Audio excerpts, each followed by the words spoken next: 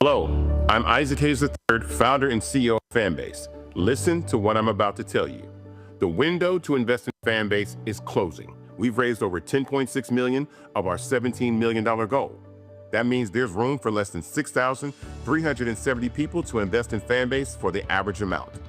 The minimum to invest in Fanbase right now is $399. That makes you an owner in Fanbase today. Go to startengine.com/fanbase to invest. Why? Because current social apps have taken advantage of users for far too long, with content suppression, shadow banning, harmful racist content, and no real tools for monetization and equity.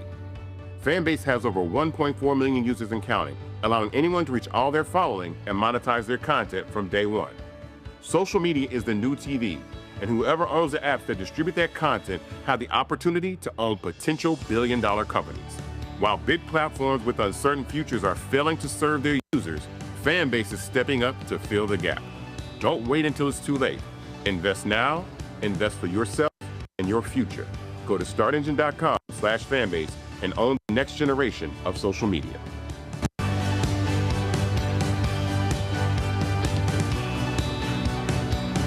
Black Star Network is here. Hold no punches. I'm real revolutionary right now.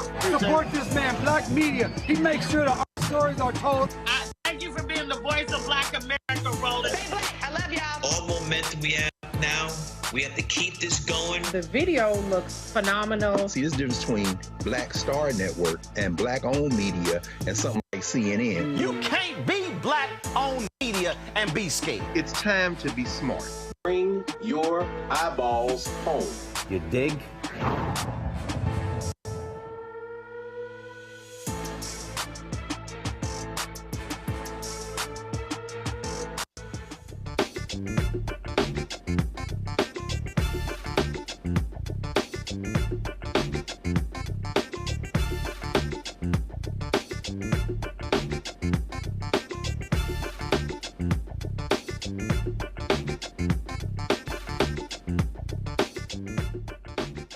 Today is Thursday, April 3rd, 2025, coming up on Roland Martin Unfiltered, streaming live on the Black Star Network. Oh my goodness.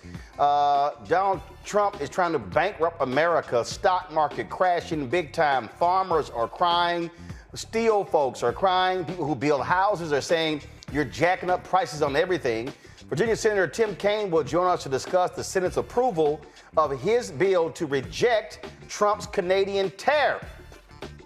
Guess who also has decided to wake up and realize this is a bad idea? Iowa Senator Chuck Grassley. I think farmers are really upset. South Carolina, the House has passed a controversial anti-DEI bill that targets state agencies and schools involved in diversity, equity, and inclusion programs. Well, guess what? Black Caucus not happy about that at all. We'll talk to a state representative who has shared his personal story about his father being threatened by the KKK, emphasizing the benefits of DEI. We'll also talk with the mother of a California college student who died in a hazing incident in 2018 while pledging Alpha Phi Alpha. Her advocacy contributed to the passage of a law allowing hazing victims to sue educational institutions. Plus, today, the 57th anniversary of Reverend Dr. Martin Luther King Jr.'s final sermon, I've Been to the Mountaintop, delivered at Mason Temple Church of God of Christ in Memphis. We're going to show you an interview with the book author who called this a truly epic biblical speech. It is time to bring the funk on Roland Martin Unfiltered on the Black Star Network. Let's go. He's got whatever the miss, he's on. Whatever it is, he's got the scoop, the fact, the find. And when it breaks, he's right on time and it's rolling. Best believe he's knowing. Putting it down from sports to news to politics. With entertainment just for kicks, he's rolling.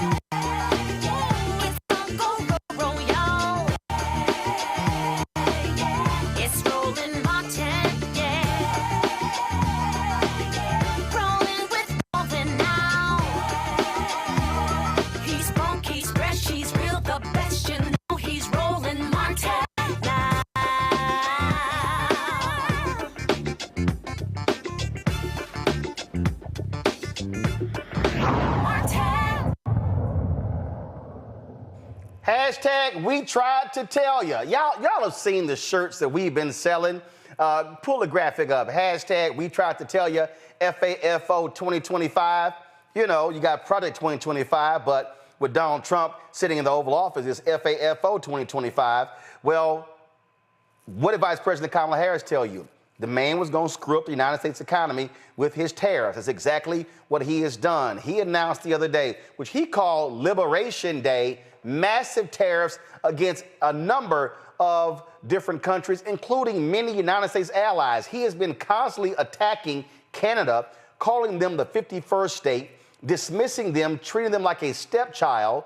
And Canada said, enough is enough. Well, guess what?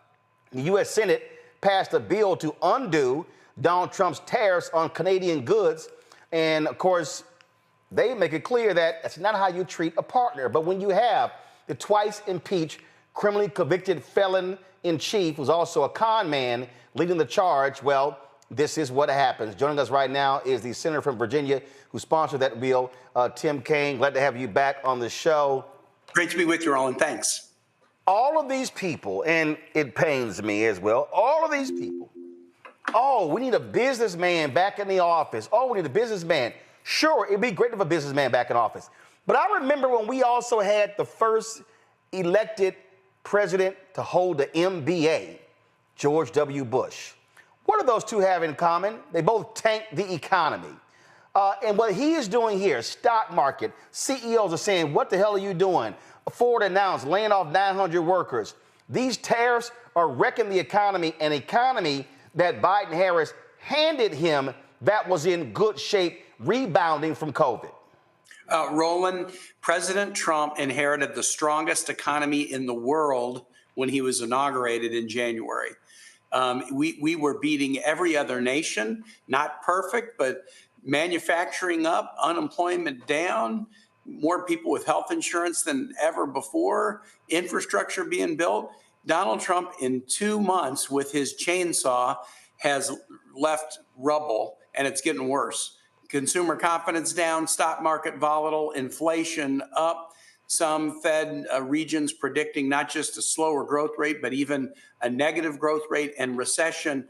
And he's doing it by indiscriminate and mass firings of people that hurt the economy, and this ridiculous focus on imposing the largest tax in the history of the peacetime United States, this national sales taxes, which is what tariffs do, for the most idiotic reasons and with no real economic justification other than I'm going to take the tariff revenue I collect and use it to fund a tax break for the wealthiest. I really do think the people who work for him are absolutely in a cult.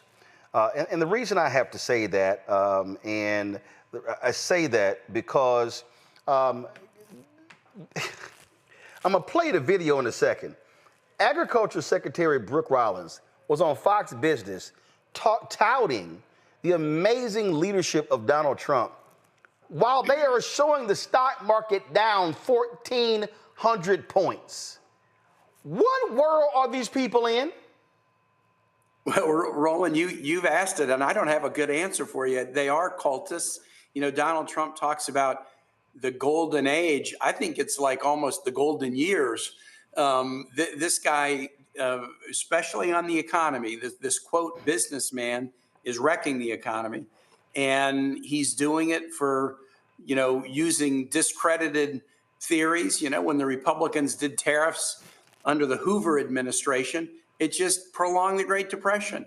They never work when they're done like this. There is a place for tariffs strategically applied against a nation that has put up artificial barriers against your own products. In that circumstance, tariffs can work maybe ultimately to lower tariffs everywhere. But using this bizarre mathematical formula they came up with and saying that they're imposing reciprocal tariffs against uninhabited islands and places around the world that hardly have people, much less products that are exported. I mean, I expect to see Legoland and Bikini Bottom on the next list of places that tariffs are going to be imposed.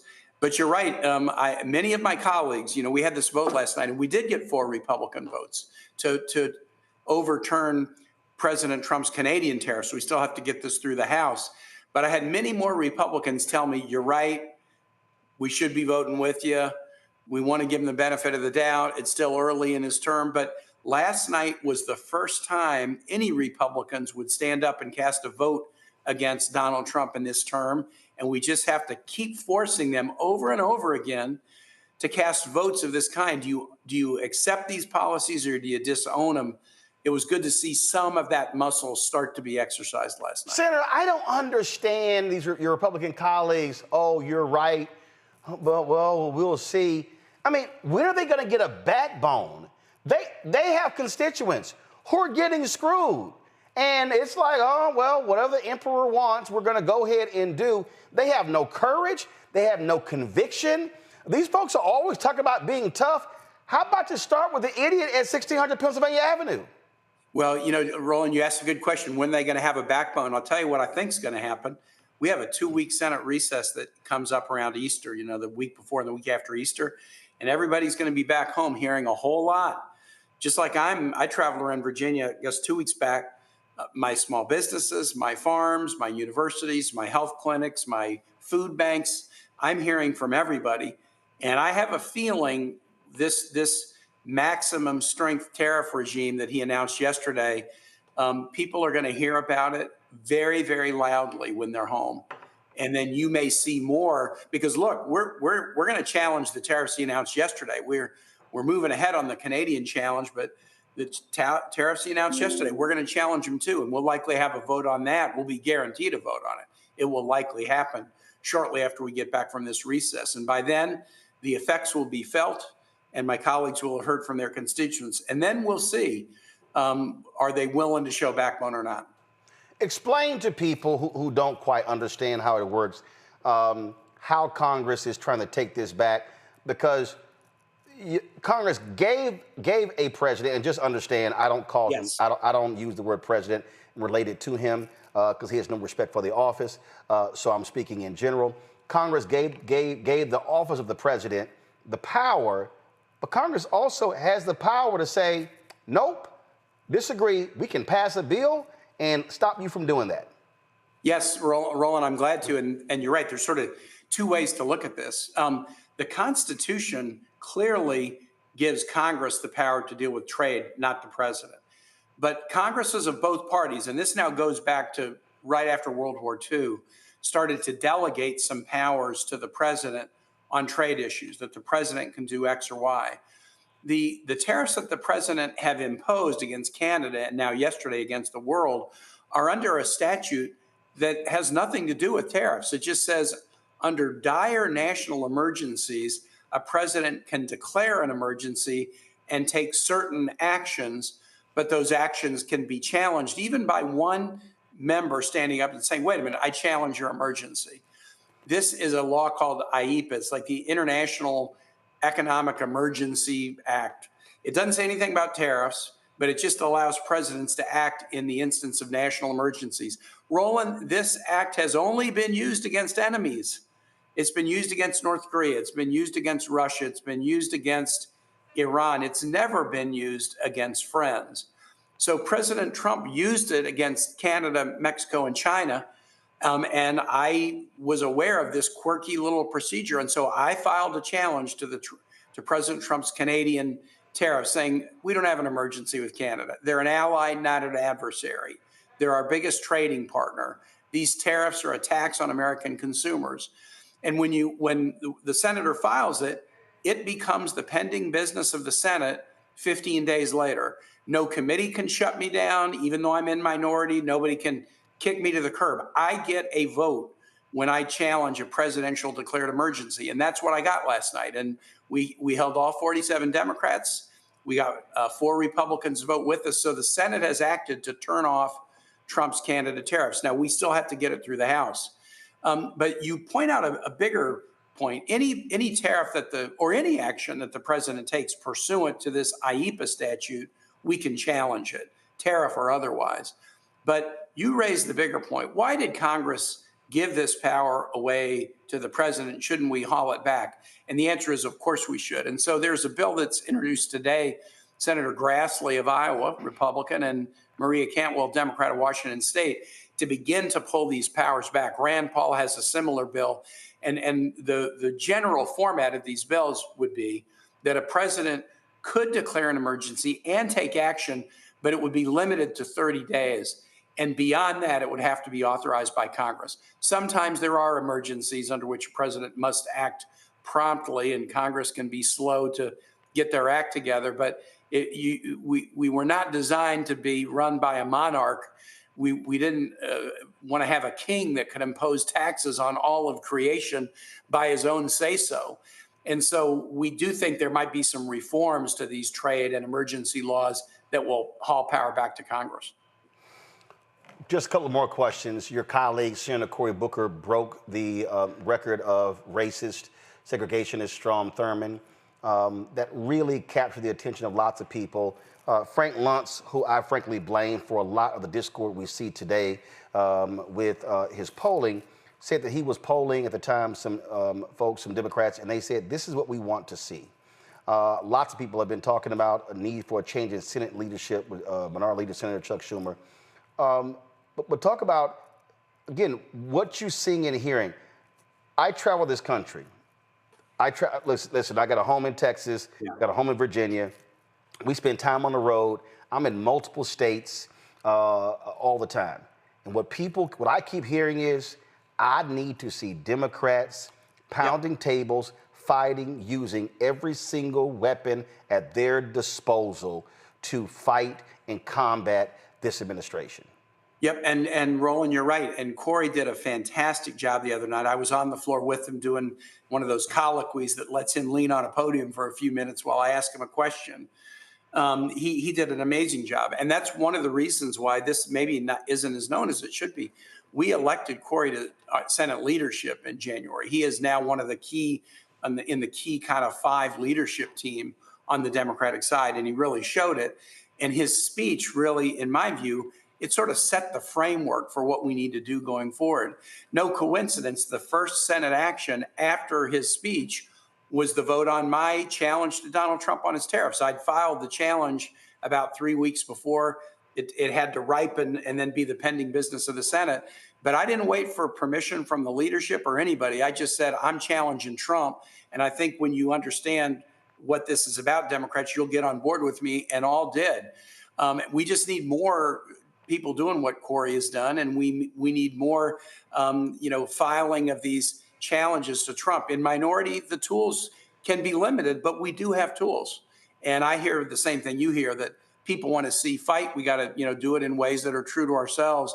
But I'm really relishing the opportunity. Look, I delivered Trump his first loss in the United States Senate since he was inaugurated last night by getting some Republicans to join with Democrats, and I got a lot more up my sleeve.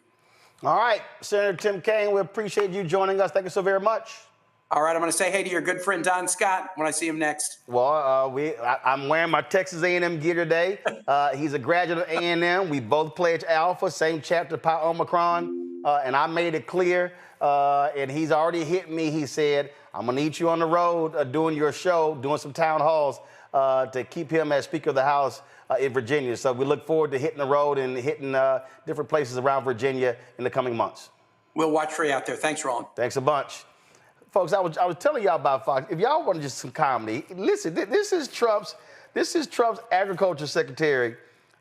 While she's talking, the stock market is plummeting. Watch this. While certainly the economy will be adjusting, the negotiations will continue. We are really, really excited and very grateful to President Trump's leadership and being willing to be bold and fearless in facing some pretty big policy challenges around the world. So what is the impact on farmers then? Well, we'll see, right? I mean, we're negotiating. Now we move into some significant negotiations. I mean, I've got a great chart here. You can hold your little chart up all you want to. The impact on farmers, y'all getting screwed. Y'all getting screwed. So I don't want to hear all this. I need y'all to understand, these people are cracking me up, and all of those MAGA-loving farmers, hey, All I have for y'all is Scarface's No Tears. This is what y'all wanted. Y'all voted for this fool. Y'all are getting every single thing that y'all wanted by voting for this despicable man. Y'all are going broke. Y'all lost money last time. I need everybody who's watching to understand something. The American taxpayer had to spend $25 billion for farmers last time because Donald Trump invoked his tariffs. There were folk who were sitting here filing for bankruptcy. In fact, I remember this one story, just so y'all know how crazy these people are. There was this one dude who literally lost a family farm and said, yeah, I would still support Trump again. It's a cult, and they're crazy, and they're nonsensical. Now, if y'all want some more laughter, here is that dunce of a press secretary, Caroline Levitt, on News Nation saying, there's not going to be any pain, no suffering from Donald Trump and our economy. Watch. Well, first of all, Markey, I just want to address that yesterday was a great day for our country, and President Trump delivered on a campaign promise that he made to the 80 million American voters who elected him to this highest office, a promise that many presidents before him for decades refused to deliver upon. This is a national emergency. We have a $1.2 trillion trade deficit. We've had 90,000 factories closed across our heartland. We've had 5 million manufacturing jobs go overseas since 1997. And President Trump is finally doing something about it by implementing these reciprocal tariffs. It's the golden rule for the golden age of America. As for prices and what the American public can expect, they can expect price stability. They can expect to buy American. It's a patriotic thing to do. And most importantly, they can expect their wages to go up. We know that in President Trump's first term, wages went up by $6,500 per person. And that's because of the whole of government economic approach that this administration is taking, effectively implementing tariffs while also... This won't be painful at all for American people and consumers, Caroline? It's going to be, there's not going to be any pain for American-owned companies and American workers because their jobs are going to come back home. And again, as for prices, President Trump is working on tax cuts to put more money back into the pockets of Americans. He's working on massive deregulatory effort, which we know has already saved American taxpayers millions of dollars in just 2 months. And we're all... There's a phrase that folk use for people like her. Girl, bye. All you heard there was gaslighting. All you heard there were just lies. And see, I love it how now Trump, yeah, the stock market don't matter. Oh, yeah, but it mattered when Biden was there. I hope y'all see how the game they play, the moving of the goalpost, and how media plays right along with it. Stock market cratering, 401ks getting battered, companies announcing layoffs. Hell, CNBC, Jim Cramer is just losing his mind over the craziness going on. And these people kind of like, well, I mean, everything's fine, everything's good.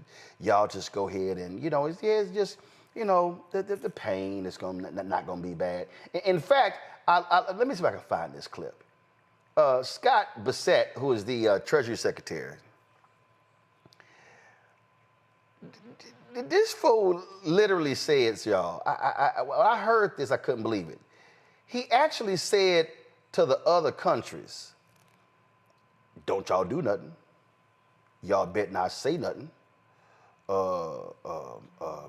You bet not respond. Really? And this was interesting. He's talking to us, Caitlin Collins of CNN. And when she asked him about this, he's like, well, the companies, they don't have to pass the increase in tariffs onto the customers. Watch this. It looks obviously that's the president's ambitious agenda, but on the argument of short-term pain, long-term gain, which assumes what you're arguing about the long-term, what this will look like, prices will go up for Americans in the short term, right? They could. They don't have to. And that's if they don't have to. You're arguing if businesses do not pass those on to those consumers. Well, in the President Trump's first administration, prices didn't go up, so the businesses don't have to pass them on, or the producers in the other countries can eat the tariffs, and traditionally the dollar adjusts. So it's a very complicated calculus to see where we end up. Yeah, and of course these are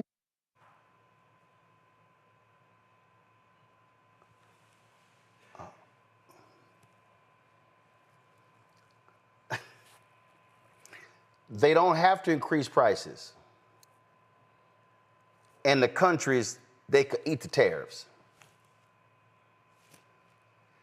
You the Treasury Secretary? You supposed to be a financial whiz? He worth more than $500 million? And saying bullshit like that? Everybody named mama knows what's gonna happen.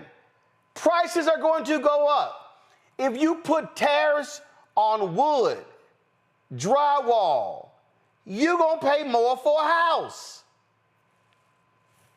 I couldn't stand algebra and geometry in school, but I damn sure know how to count. These people are insane, and they have no problem wrecking this country and following a plumb idiot, and they want us to believe that Donald Trump is some smart person when it comes to the economy. You've got to be kidding. Dr. Greg Carr, Department of Afro-American Studies, Howard University. He joins us right here every Thursday. Glad to have Greg. First of all, back at the home studio, because Greg was on the street last week. He was on the street kicking it with us last week. Glad to have him, Dr. Nola Haynes, Georgetown University School of Foreign Service. We'll be joined by Robert Patillo, civil rights attorney, radio show host out of Atlanta, joining us in a second. Greg, these folk, the cult is real. And we've said this many times before. We've said white folk are going to have to experience maximum pain for them to possibly wake up. Like, we get it. We know how we voted.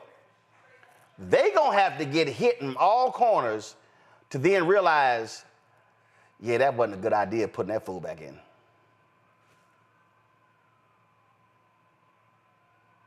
You're on mute.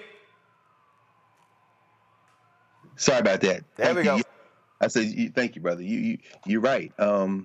You're absolutely right. And that pain won't be enough. History has shown us the pain won't be enough.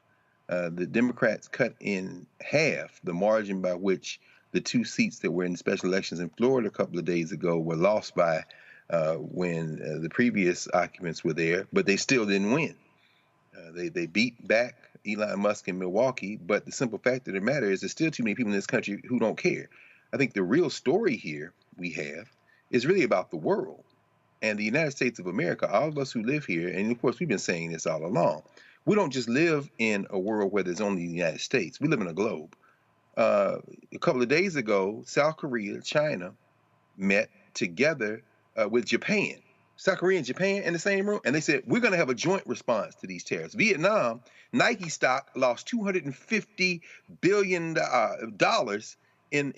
since this thing hit, and much of their manufacturing is in Vietnam.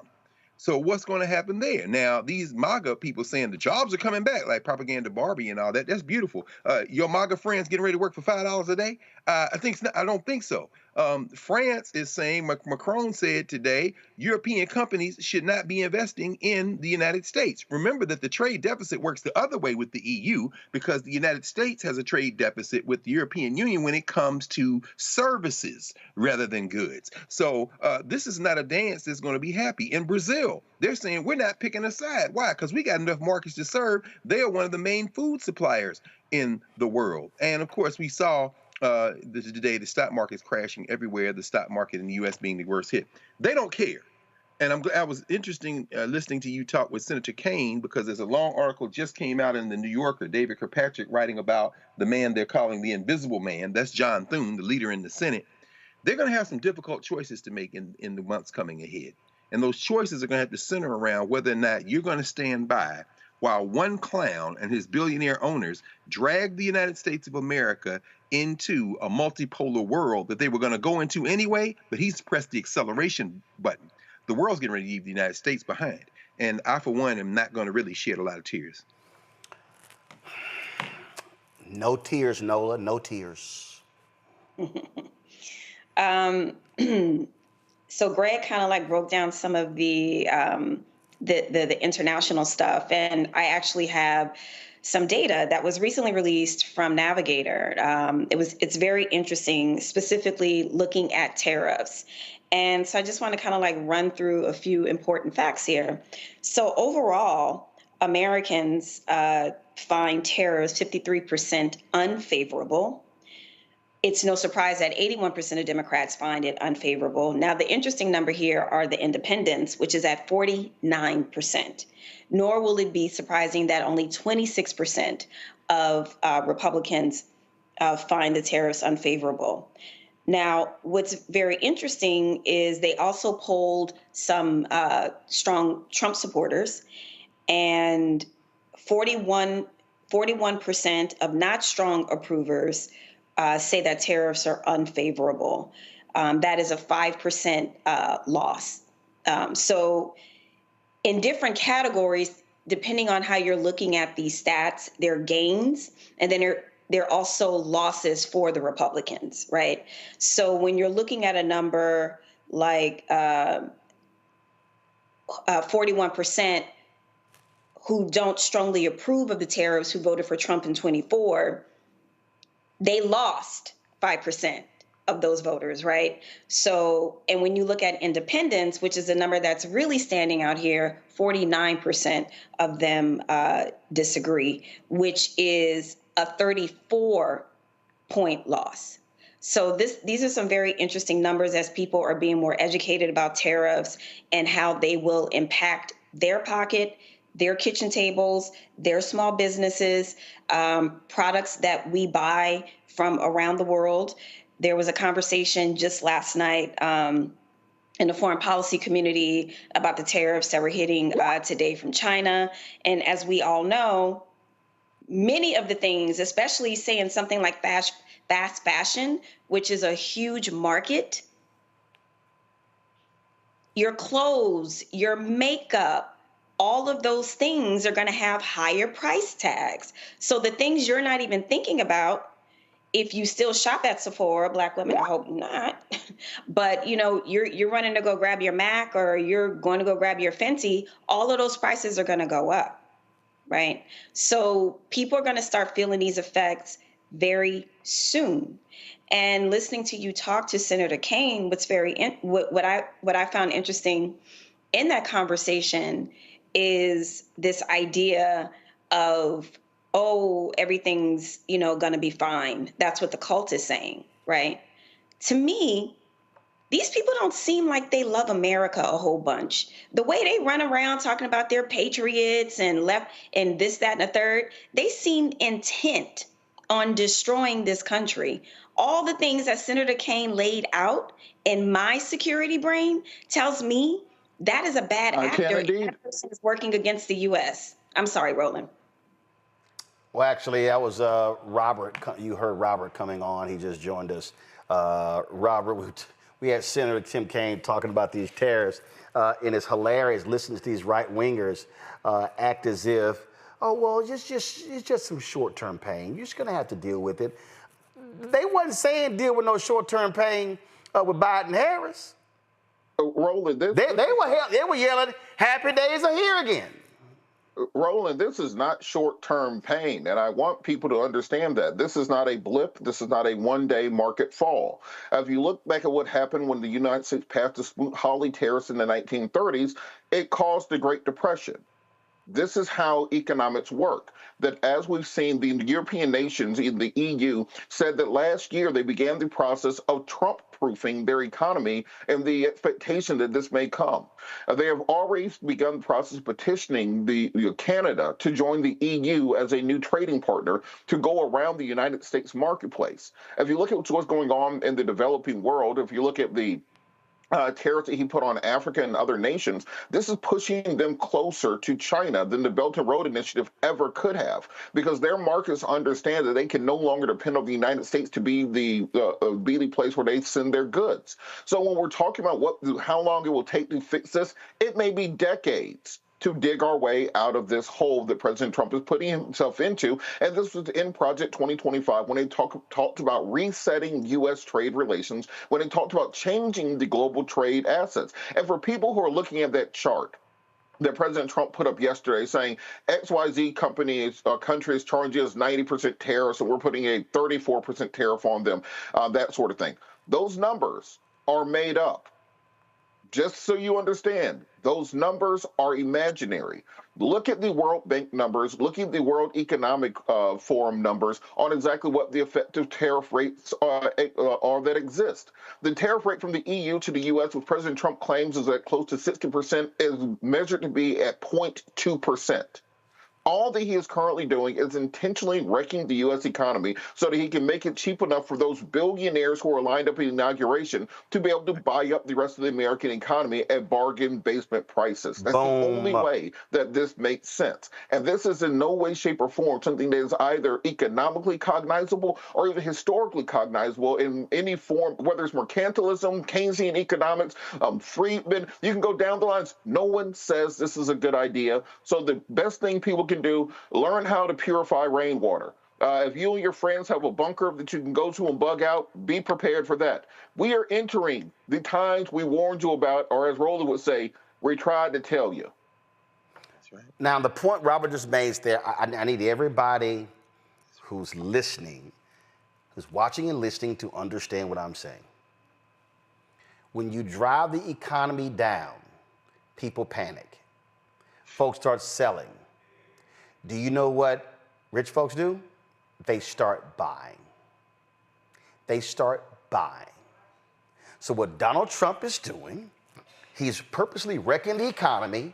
And do you know who's sitting there smiling? The sharks, the predators, the Kevin O'Learys, the oligarchs. They're sitting here going, we can grab up tech stocks a lot cheaper. We can grab up textiles a lot cheaper. That's what this is all about. Game, recognize game. And all of y'all's working class people and all of you fools like the fool from Compton who gonna hit me, oh man, we had money in our pockets when Trump was there. Your ass ain't gonna have none of that now. And y'all gonna be singing the blues. Oh, and guess what? There will be no government safety net to save your ass because Elon took care of that too. Y'all got played, but we tried to tell you. We come back, South Carolina Republicans, they want to get rid of DEI. They've been trying to get rid of black people since the Civil War. So it's no shock what they're doing. We'll talk about what they're doing next and hear from a state official who really laid it out in stark terms. They didn't care what he had to say, but he still said it. That's next, right here on Roland Martin Unfiltered on the Black Star Network. This week on The Other Side of Change. The attacks on education, book bans, and what it means for us. Our guest, Aaliyah Logan, who will join us talking about what are the implications for the lack of investment in education, both locally and internationally, and what this will mean for future generations. Fighting back against any of the administration's attempt to essentially make sure that people are uneducated and destroy history and make sure you forget history and historical things that have happened. Check us out on The Other Side of Change, only on the Black Star Network. Hi, I am Tommy Davidson. I play Oscar on Proud Family, Louder and Prouder. I don't play Sammy, but I could. Or I don't play Obama, but I could. I don't do Stallone, but I could do all that. And I am here with Roland Martin on Unfiltered.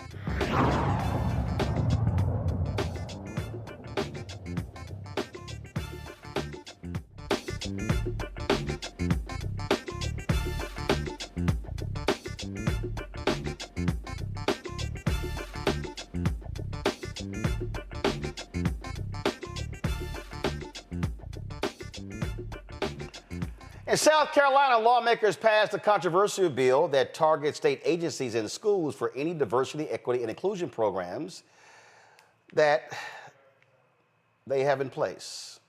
Well, Democratic State Representative J.A. Moore voted no after speaking out against the bill Wednesday in a speech centered on his family's history and his father, who fought to uphold civil rights.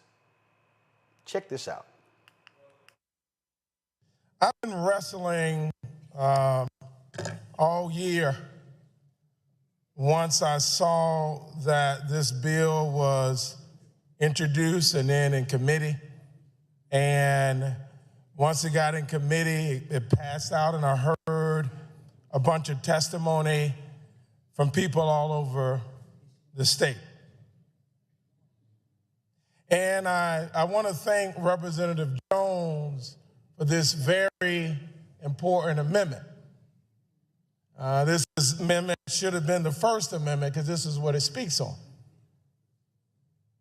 But Representative Dr. Jermaine Johnson, oftentimes history repeats itself. But why? Why does history often repeat itself, Representative King?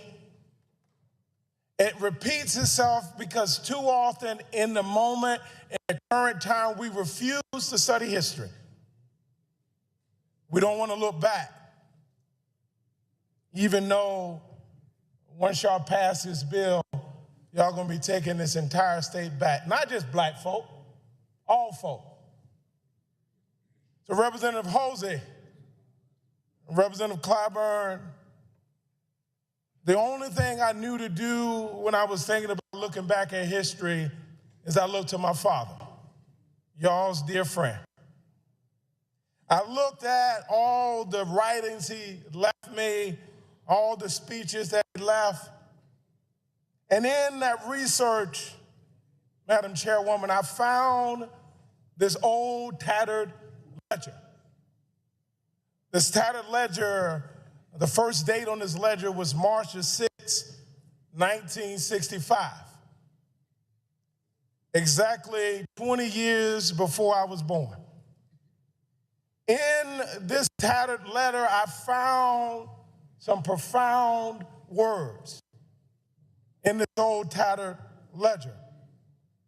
See, just a few days prior to this ledger being first written in, my father got a call from the Ku Klux Klan. See, my father was the first president of the NAACP in Hampton County. My father got a call from the Ku Klux Klan and said, if you don't stop fighting for diversity, equity, and inclusion, we're gonna kill you. My father just on March the 5th of 1965 woke up to the smell of a burning cross in his front yard as his young children, his wife at the time, lay sleeping. See, my father, in this moment when he was writing in this old tattered ledger, he wrote these 4 simple words: I am not nervous. 65 times, Representative Cobb Hunter, he wrote, I am not nervous. As his life was threatened, as his children's life was threatened, he was a 33-year-old man. He was not nervous to fight for diversity, equity, and inclusion. And see, Mr. Taylor, he wasn't fighting for a more diverse South Carolina for him and his kids alone, a more equitable South Carolina just for black folk, a more inclusive South Carolina just for us? No, for your kids too. Because he recognized as a 33-year-old man in 1965 as his life was threatened, that diversity, equity, and inclusion is good for all South Carolinians.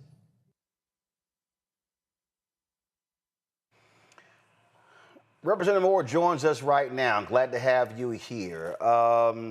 Impassioned speech. Did it fall on deaf ears, or were they actually listening?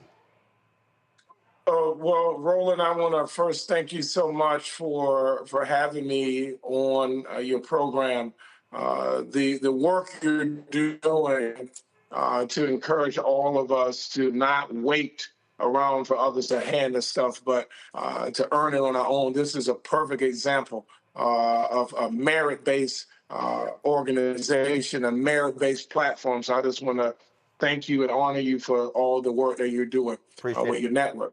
But for me, Roland, although my Republican colleagues had already had a made-up mind on how they were going to vote on this piece of legislation, for me, the words that I spoke on yesterday weren't just for those that were in the State House yesterday, but it was for your million plus viewers on your network, for the tens of thousands of people that have connected with me since I gave that speech, because for me, it's something that my father taught me so long ago, that freedom comes through suffering, and that we have to do everything that we can to make sure that we fight for freedom, even in the midst if we may lose a battle.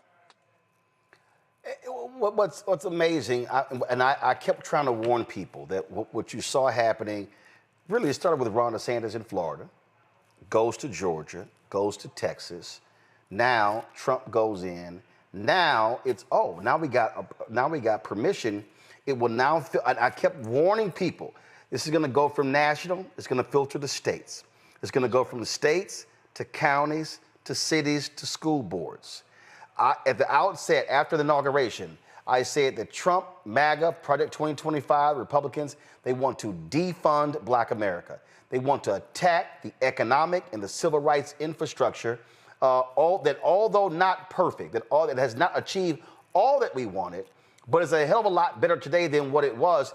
They want to end that, and frankly, they want to return back to days of Jim Crow, even though they don't use the phrase. Yeah, and Roland, the irony of it all is most individuals that benefit directly, not just here in South Carolina, but across this country, for a more diverse, equitable, inclusive South Carolina and America, and who benefit mostly from these types of programs are white women. See, that's the secret to this whole thing, that the attack, although intended to negatively affect the Black community, mostly are hurting themselves. Because for most African Americans I know, like yourself and so many others that have been successful in their life, we do it in spite of the fact that we don't have these programs that too often benefit us. My biggest challenge with it all is when we're talking about education. An attack on education. One of my colleagues, I'll give a shout out to the Honorable Representative Tiffany Span Wilder, did an eloquent and very detailed report when we talked about our flagship universities like the University of South Carolina, Clemson University, Wofford, and going forth. When they were saying like diversity, equity, inclusion, we're getting rid of these programs, Black folks are invading these colleges, that's just simply not true. Less than 20%, closer to 10% of the student population at these flagship universities are people of color. And still 90% of those folks are still white folks. So although they're trying to attack Black people and people of color, it's really long term is going to have a negative effect on our white sisters out there, not black folks. 'Cause we're going to be resilient, and we always have been. So, where were the white men in South Carolina? Did they speak up against the bill? See, again, that's the crazy part about it. You can peel my head, but you ain't gonna tell me it's raining. And I think the problem is that too many of the elected leaders in the state of South Carolina, be them white or black, especially those that voted for the bill, they voted not in their best interest, especially the white women at the state house, and also anybody that represents white women at the state house. They voted against the interests of the constituents, but we didn't have enough of them as far as white Republican elected officials speak out. But we did have a number of all races, all genders of South Carolina speak out against the bill. But see, this is why what I say to black folks, and I've had a lot of black folks say, man, damn all this DEI stuff, white women been benefiting more than anybody else, not us. And I go, you're right, but I want to ask you, when they get rid of MWBE programs, how many contracts are we going to get? Last year, $700+ billion spent on the federal government level. Black contractors got $10 billion, less than 2%. But it was a record $10 billion. I would rather get $10 billion than get $9 billion, $9 billion than 8, 8 than 7, 7 than 6, 5, 4, 3, 2, 1. What I am warning our people is that we are literally at risk of them completely decimating the black economic infrastructure if you then begin to see the ending of programs that have driven billions of dollars to black-owned businesses on the federal, state, county, city level. Oh, 100%. I agree with you 100%. I've worked both as a legislator and on the private sector on programs like the DBE program, 8-8 programs. These programs can definitely transfer starting businesses, minority business, and create generational wealth. So we have to do everything we can to fight like hell for these programs. The point I was simply making is, like, what we see is that a lot of times, this bill in particular, let me back up. This bill in particular is the first of its kind in the country where it's like a Trump anti-DEI bill, and the Republicans are touting that. The very real consequences of the bill. We're talking about tens of millions of dollars of economic impact on the state of South Carolina. Tens of millions of dollars. And that ain't all going out of the pockets of black folks, I'll tell you that right now. And so that while it was so important, if you listen to the entire speech that I gave, that I tried to make sure people recognize and realize diversity, equity, and inclusion isn't about black folks alone. It's about all South Carolinians, even though it's definitely a targeted bill towards progress that we've made in the wake of George Floyd and 2020 and all the advances that we saw when it comes to DEI. But the truth is that all South Carolinians and Americans benefit from a more diverse South Carolina, more equitable South Carolina, more inclusive South Carolina. All right, well, Representative Moore, keep up the fight. Look, it was the brothers in the South Carolina legislature who created taxpayer-funded education. Robert Smalls, the folks who fought them at every turn. And so some things change, but some things stay the same. Yeah, thank you so much, brother. And I just want to give a special shout out to our Madam Chairwoman Annie McDaniels for her fearless fight, and all the members of the South Carolina Legislative Black Caucus. Thank y'all so much for the fight, and we're not done fighting yet. Thank y'all so much. All right, thanks a lot. We appreciate it. I want to pick up on that point, Robert. I want to start with you. And I must say this, and if I had to say it every day, I need people to get this. This is a systematic attack on black economics, on black civil rights. If you attack the black economic base, you attack all of black America. That's HBCUs, that's nonprofits, that's churches, that's employment, that's housing. It's all of that. You're absolutely right. And I want people to also talk to your Congress people about this, because what we're dealing with right now is not just a systematic attack. It is an attempt to resegregate America. They call it DEI. You can call it diversity, equity, and inclusion. This is a conversation about segregation.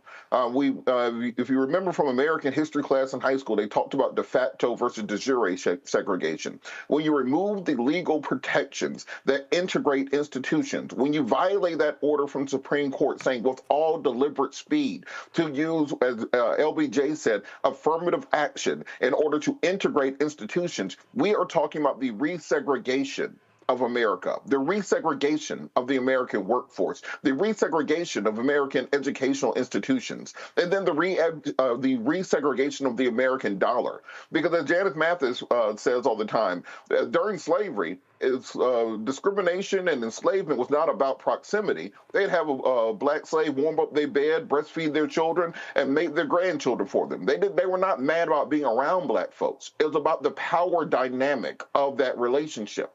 When you take away access to capital, when you take away access to housing, when you take away access to education, you're putting us back into a place that we haven't been in 150 years as black folks in America. And I, for one, refuse to be the generation where we have to look back at the ancestors and say, what the hell happened? We handed y'all everything, and y'all let it go away for a $1,500 check 7 years ago and a Sexy Red and Waka Flocka Flame concert? Is that what we're really doing as black folks in this country?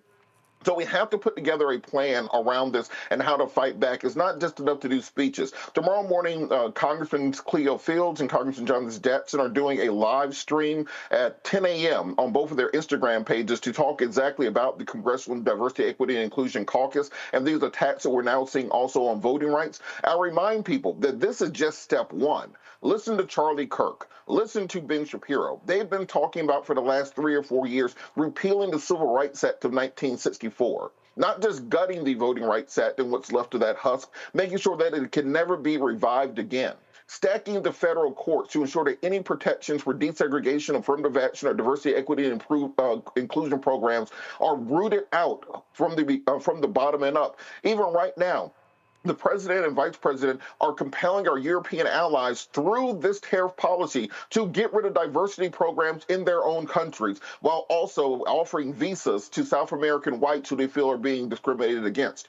It is exceedingly clear what the policy of this administration is. Deport 10 to 20 million brown people, destroy the economies of black and brown nations, annex Canada and their majority white population, make Greenland a territory and their majority white population, import white South Africans from South Africa with visas and incorporate them into the population. When Elon Musk talks about we need to save Western civilization, we need to make more babies, they're not talking about Consuela, they're not talking about Lakeisha, they're talking about Bonnie and everyone else from those European nations. This is a plan that David Duke talked about in 1988 that we're seeing being brought to fruition today, and we are sitting around watching it happen. I am constantly telling people, Noah, that if you come to Washington, D.C., and if you stand in front of the White House, then you look to the left, you're going to realize there's no fence, there's no barrier. There's only one agency that shares along with the White House, Treasury. White House is power, Treasury is money. Treasury is money, White House is power. Those two go together. And I'm always saying, if you're not having a money conversation, you're not having an American conversation. Folks can talk about ending capitalism and rebuilding an American system. I'm just telling you right now, that shit ain't happening. This country is capitalism. It is predatory capitalism. It is about the money. And black folks need to understand that, and we've already seen this with the Confederate statues. We've seen this in Tennessee, where they banned, Memphis passed a law when it comes to policing after those cops beat that brother, Tyree Nichols. What if they then do? Oh, no. Y'all can't pass that law. Superseding them. They pass laws. No. Y'all can't pass that law. Just watch. Black people, listen to me. In states where you have significant black population, you might be in the red state Republicans control, they are going to start passing laws telling cities, counties, and school districts what they can and cannot do when it comes to DEI, MWBE, and contracts. That, for them, is the holy grail because that's where most African Americans are being able to do business. Nola? Absolutely. Black codes, Jim Crow, all of it. I mean, it's part of the plan. And, you know, Robert said a lot of interesting things and some of the things that I wanted to pull some threads on. And, you know, I also want to make this point. You know, Black folks, we can make money in certain ways. You know, one of them is being an athlete. You know, we can entertain people. That's absolutely fine. Black entertainers have always been, you know, the exception. But, you know, you go too far when there is a Black president. Then you're going even too far when a Black woman, Southeast Asian woman wants to run for president. And then before you get to that point, you have the white president opening up the White House to all of our little Black behinds. You know, like we joke about how Black folks were in and out of the White House during the Biden-Harris administration, but it was kind of true. And they are watching all of this. So we have moved beyond the acceptable realms for Black folks to be prosperous and to entertain people. But when you were talking about real power, you know, when you were talking about decision making, that's when it becomes problematic. And too much of that was happening. Black people were gaining too much, not just in the sectors where it's acceptable, but beyond those areas. And it wasn't just one or two. You know, we were opening the doors and bringing in more and bringing in more and bringing in more. And being from Louisiana, you know, David Duke, since I was a child, has been on my radar, right? And he has, to Robert's point, has been committed to making sure that Black folks, you know, we don't get too uppity, but we got too uppity, so we had to be legally checked. So do not be surprised, to Roland's point, when you start seeing new laws, when you start feeling like, wait a minute, I can't gather with other Black people. You know, I can't be in this congregation, or I can't be in this community because there's going to be Black codes 3.0 that's going to roll out. And I am at the phase of this of what do we do? How do we counter it, right? Because we know all the things, we know all the problems, we've laid out all of the problems. But I agree with Robert. I'm not about to sit here and let this happen on my watch. Absolutely not. And so I'm happy that there's a lot of legal pushback, but it needs to be a dynamic approach. And I am eager to see what happens on April 5th. I'm eager to see how many people are going to actually get out there in the streets. I know that they're reporting very large numbers, but I'm eager to see what this is going to look like. Because if it's going to be the numbers that folks are expecting, it's going to be the largest showing of Americans standing up and saying, we don't think so. This is not what we want.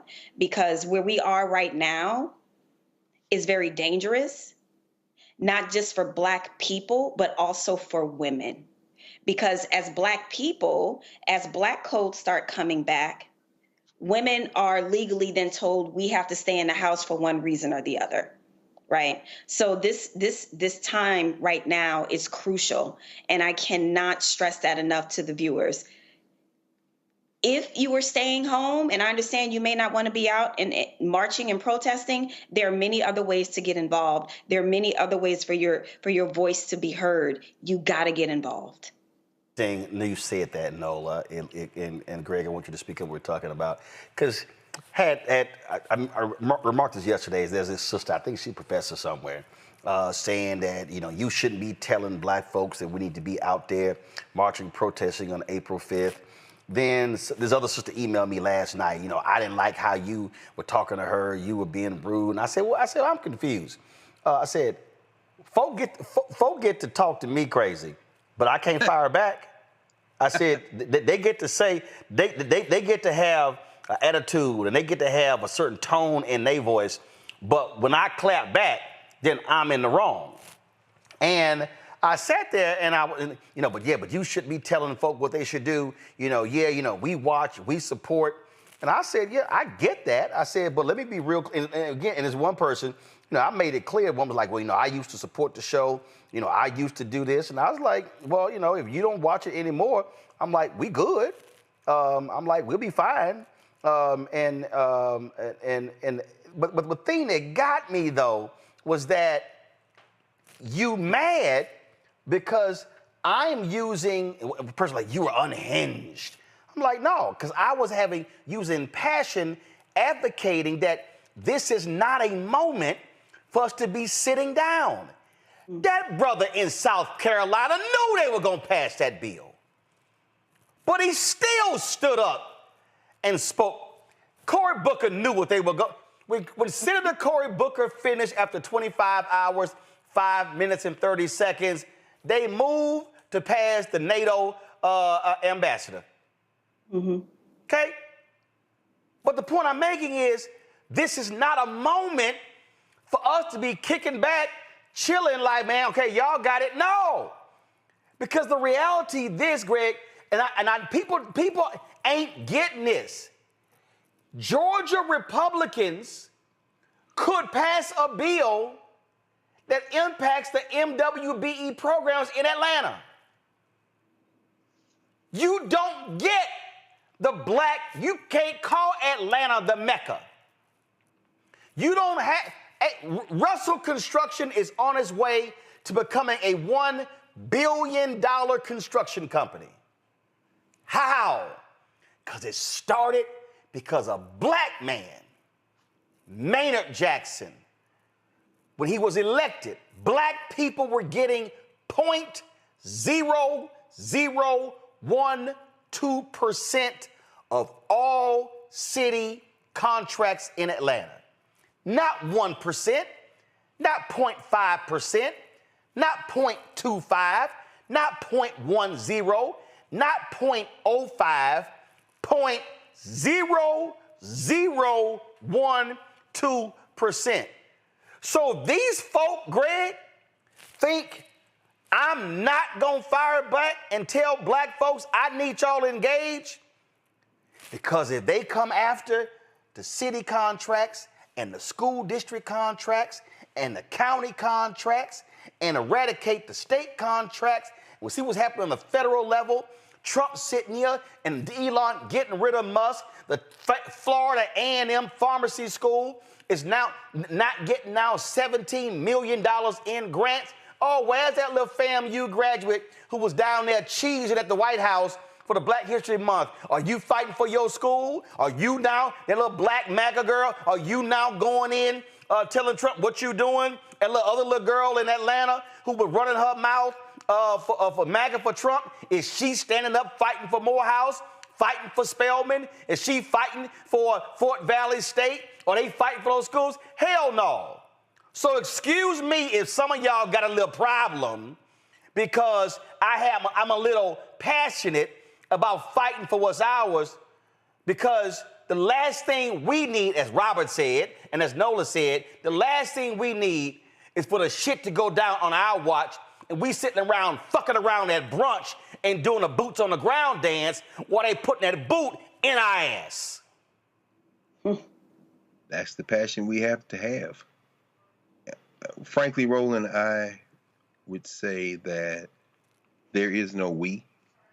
There is a demographic we in terms of black people in the United States, just like there's a demographic of black people in the world.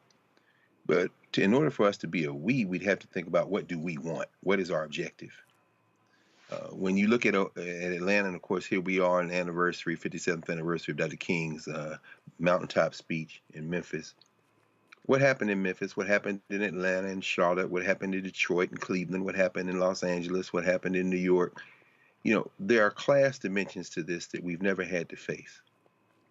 When we talk about economic benefits for black people, that very same Maynard Jackson administration in Atlanta did very well for black people who had access to and made it into the black upper class and the black solid middle class. But the black poor remain. Those same black poor that have a very deep critique of Andre Dickens and Keisha Lance Bottoms, whether you're talking about Cop City, you know, Robert has talked about this. I'm saying all that as a prelude to this. If you read books like War for Eternity, which is Benjamin Teitelbaum's book on Steve Bannon, the globalist, a dangerous global political operative, I embrace Steve Bannon fully because he is a full-bred white supremacist. He doesn't care about the United States as much as he cares about his imaginary race. And like Elon Musk and Peter Thiel and others, Steve Miller and others, they have a vision of trying to save themselves from what Francis Cress Welsing would call genetic extermination or annihilation, rather. They think they're preserving something in this ridiculous concept of race. But when we talk about what we want, and you talked to Representative Moore there, and he mentioned his father, James Moore, one of the Marines at Mumford Point, North Carolina, who, of course, went on to lead the NAACP there. And, you know, what were those black people fighting for in South Carolina? They were not fighting to sit next to white children in the schools. This is where we talk about Brown versus Board of Education, but we know that those early cases in South Carolina are what laid the foundation for everything that came late after. And what they wanted was equality, equal resources. And you mentioned Robert Smalls and Robert Elliott in that South Carolina legislature. And public education in the South, we know, was a black idea, as Du Bois teaches us in his book, Black and Reconstruction. And they wanted everyone to get an education. But they didn't want to trade their culture, their foundation, as those Sea Island and Gullah Geechee Africans in Georgia and South Carolina. They just want to be left alone to build. This is where I'm going with it. Of course, this passion that we hear commingle with your keen analysis of what must be done is not to become beholden to a structure where a few of us get rich, the rest of us are poor, and we call that progress. So I would say this, finally. I find myself a lot more contemplative right now. I'm thinking about what must be done. One is education. We have never been patriotic. Anyone who wants to tell me that we have been patriotic, I really do invite you to let's be in conversation about that, because I'm going to walk you chapter and verse through our experiences. We've used patriotism as a defense mechanism. What these white boys are about to find out is that once you break it, it will not be rebuilt. Let's take South Carolina. You want to pass these anti-DEI laws? No problem. A supermajority, 82 to 32. I was in Columbia, South Carolina about 3 weeks ago. They got a statue of John C. Calhoun right outside their chamber where Representative Moore voted. Well, then pass that law. And the first running back, the first two guard for Dawn Staley at the University of South Carolina, who says, I will not attend for my 1 year in college. Make my money in name and likeness. I will not attend any school that doesn't have these policies. Watch how quickly these crackers say, wait. Now, I'm not saying that's about to happen today or tomorrow or next week. You know, Deion Sanders could have done it at Jackson State, but he's not built like that. And that's not a criticism of him, because there are very few who are built like that. But I'm saying when one emerges, when Dawn Staley decides, maybe I'll coach at University of South Carolina. No, South Carolina State. Maybe nobody needs to play football for Clemson anymore. Now, some of these young people won't have the maturity to make that decision, and they're going to play anyway. But when enough of us begin to do otherwise, and when the white boys who claim that they are genetically superior, intellectually superior, realize that they don't have enough people, not only in the United States, but in the world, to reverse what they are putting in motion now, oh, woe be unto it. I'm not a flag waver. I don't give a damn about the American flag, but I tell you what I give a damn about. I give a damn about my people, wherever they are in the world, and I give a damn about our common humanity. When they break it, we will have an opportunity to build the thing that has been in our heart from the beginning, and it ain't got nothing to do with George Washington, it ain't got nothing to do with a Constitution or a Declaration of Independence, and it has everything to do with black self-determination and human freedom. And I am excited about what's going on right now, because these hillbillies are showing the world who they are, and they have overestimated their ability to control a whole world. We need to be smart now and look at our allies around the world and act locally. With that in mind, we're going to be better than fine. We're going to be just fine. Just fine. I had somebody say, I looked in the chat, because y'all know I'm always keeping up. Somebody says, why they working so hard to get us out on April 5th? y'all ain't listening. We're not telling you you need to run out to Indivisible's March on April 5th. Right. See, that's what, some of y'all so damn simple.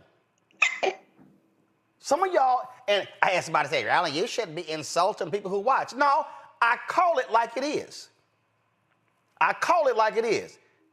And I've called it like it is for 6.5 years. So this ain't nothing new. Some of y'all so simple. We're not saying that you need to go to the Indivisible March on April 5th. No.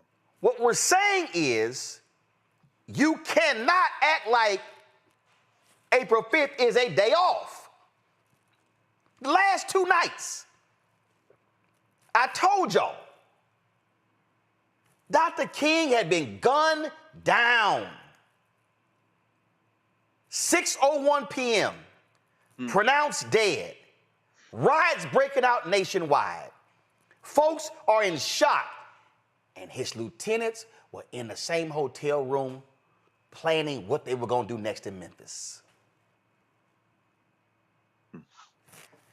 Now, if you Ralph Abernathy, and you Andrew Young, and you Ben Hooks, and you Reverend Jim Lawson, and you James Orange, and you Hosea Williams, and the man who y'all were just talking about going to dinner with, gunfire rings out, he falls dead, face, neck shattered, dead. 3, 4, 5 hours later, they are literally sitting in a hotel room? What's next? Some of y'all might say, well, how do you know that? Because Jim Lawson told me. He said, Roland, we didn't have time to grieve. We had work to do. So some of y'all are sitting here tripping. I don't know why now let them go on out there. I'm not saying we need to be standing with them, going with them, doing what they do. Let them go what they do, but I damn sure That's right. am saying That's right. that we should be doing something. Mm-hmm. Facts. What I am saying is what happens when black folks raise up and say, enough is enough. Stock market is down in a huge way today. 2 days ago, I was texting Nina Turner, Jamal Bryant, Tamika Mallory. Target stock was sitting at $104. I said, we got to get Target stock under $100. This is Target stock when it closed today, $94. I had a brother sit here on my Instagram page, trying to give Trump's tariffs the credit for this happening. Well, you know, the tariffs, that's why it's down. It's the tariffs, that's why it's down. Target has seen its foot traffic drop for 8 consecutive weeks. Because on January 24th, Target announced the ending of their DEI programs. I showed y'all what the stock was on January 28th. And see, that brother was sitting here just running his mouth. And see, here's why it's never wise. It's never wise to run your mouth with me. Because see, what I'm going to do, I'm going to hit your ass square in your mouth with the facts. Brother tried to post, well, you know, the Costco stock has been down as well. Yeah, he tried that. You cannot convince me that the Target stock was $145 on January 28th when Nina Turner's group announced they were launching a boycott on February 1st On March 1st, Pastor Jamal Bryant announced their 40-day fast, and Target stock has been going down, down, down, down, down, down, down. And then you got the folks who sitting here, oh man, I don't know, I don't really know. And I know some very prominent people who told me, well, you know, Roland, this is not going to, this is not going to work. And I said, really? 150,000 people have signed up for the Target fast. 150,000 people. Others have opted, I'm not walking in. That's called collective black action. And what have I always said? That when you organize, then mobilize black people, you have to do it micro to go macro. You do it for one day, then you expand it. And now all of a sudden, you see the fruits of your labor, and then you out now go, well, who's next? I can guarantee you there are some big box retailers, Walmart. Yeah, their stocks are going down too. But I guarantee you Walmart is sitting here going, man, I sure hope they don't target us next. See, some of us, and I'm just going to go ahead and say it because I ain't got a problem saying it, that if we really want to be real, there are black people who do not actually stand with black people when it's time to fight. They actually stand on the sideline, or they sit on the sideline. Everybody and their mama who claimed they marched with Martin lying because they didn't. I told y'all in Nehemiah it's the same. There's a thing called black haters. And there are black haters who use their mouths and the social media to denigrate and degrade collective efforts to transform black America, but then they are also the loudest about what we haven't done, what we ain't done. They're real quick to stand up there and say, oh, your vote not gonna matter, so therefore don't vote. But then they go right back on radio shows pontificating about how we ain't got this and we ain't got that and what the white men haven't done, but they're the same ones who said don't vote. They're the same ones who talk about what we need to build in black America, but they ain't built nothing. They ain't built no school. They ain't built no business. They ain't built nothing. But I love it. So I'm just real clear. If somebody ain't built nothing, don't listen to them about building, because they ain't got anything real to say. And then I had somebody, then a brother gonna jump on here, and he gonna yell, well, you know, Costco, Costco stock has been down over the same period. But then I pulled it. Target was at $145.80 on January 28th. Costco stock, even with all of the nonsense with Trump, has gone up since January 28th. That's the difference between somebody who says, no, we gonna buck the trend. So I'm saying all of this because I need our people to stop. I mean, like, y'all literally, they were sending me emails. Yeah, I ain't like what you had to say. I ain't like how you said it. And I ain't like your tone. Well, you know what? And I tell the person, you ain't got to watch. And so let me just go ahead and say this here for the folk out there who got something to say, because I don't like how you said it. And I don't like how you brought it up. And I don't like how you toned. This was circulating on Twitter today. Somebody hit me up, and I wasn't even aware of it. They posted, these are the fastest growing political and political adjacent YouTube channels by net new subscribers in Q1 2025. Midas Touch, number one. Then you see how they got it as blue and red.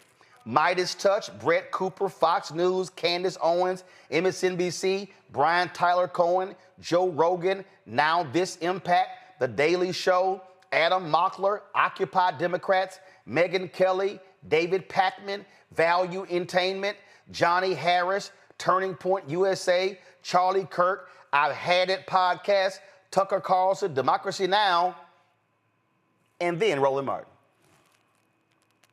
at plus 250,000 subscribers. Here, we are outpacing Secular Talk, More Perfect Union, Luke Beasley, The Bulwark, Jesse Dolomore, Bernie Sanders, Jack Cochiarella, Keith Edwards, Rebel HQ, Piers Morgan Uncensored, Benny Johnson, Aaron Parnas, Jordan Peterson, PBD Podcast, Robert Reich, Fair and Balanced, Tizzy Entertainment, Politics Girl, Glenn Kirshner, The National Desk, Nelt Boys, CBN News, New York Post, Majority Report with Sam Cedar, Walter Masterson, Bill O'Reilly, Pondering Politics, Vox, and The Rubin Report. Sounds to me like we doing something that's right. We as black people, we are not going to be able to raise a collective conscience if we waste our time and energy on folk who have not committed themselves to collective work. Mm-hmm. And that was exactly what Dr. King said in his April 3rd, 1968 sermon at Mason Temple. It took place 57 years ago tonight, where he talked about that black people individually are poor, yet collectively represent one of the largest economies in the world, and that if we are going to change the condition of our community, it will not happen unless we as a people move as a collective. And that applies to contracts, that applies to education, that applies to everything. And so if you're one of those folks and you don't want to do anything and you don't want to take any action, go on right ahead. But I don't want to hear you complain about what we haven't gotten.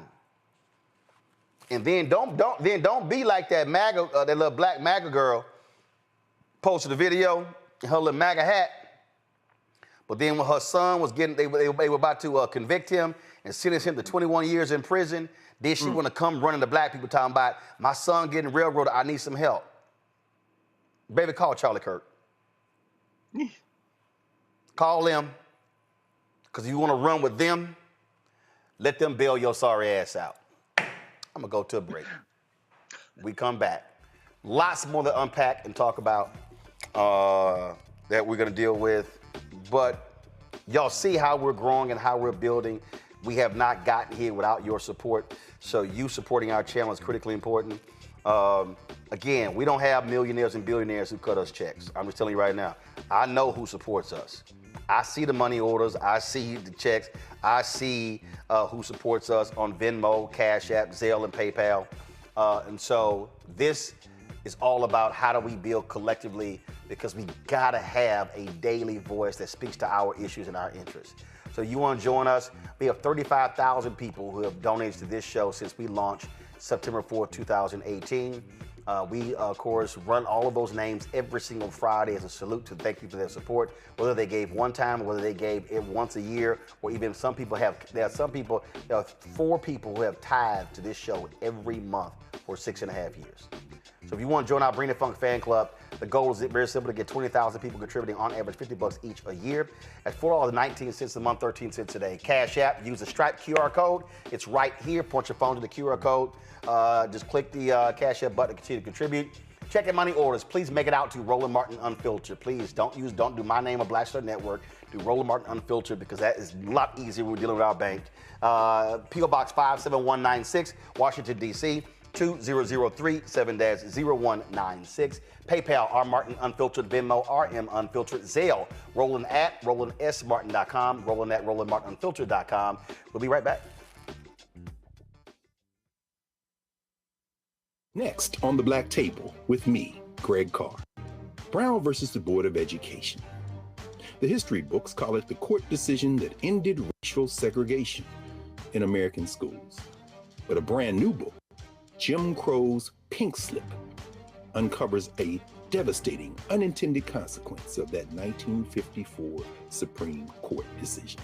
We may, if we were lucky, have been the very last generation of Black students to have experienced these generations of Black teachers who have never been replaced. Dr. Leslie Fenwick joins us to talk about her book and the actions following that landmark decision that dealt a virtual death blow to Black educators.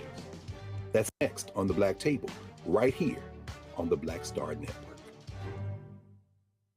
Now that Roland Martin is willing to give me the blueprint, hey, Cyrus, I need to go to Tyler Perry and get another blueprint because I need some green money. The only way I can do what I'm doing, I need to make some money. So you'll see me working with Roland. Matter of fact, it's the Roland Martin and Cheryl Underwood show. Well, should it be the Cheryl Underwood show and the Roland Martin show? Well, whatever show it's going to be good.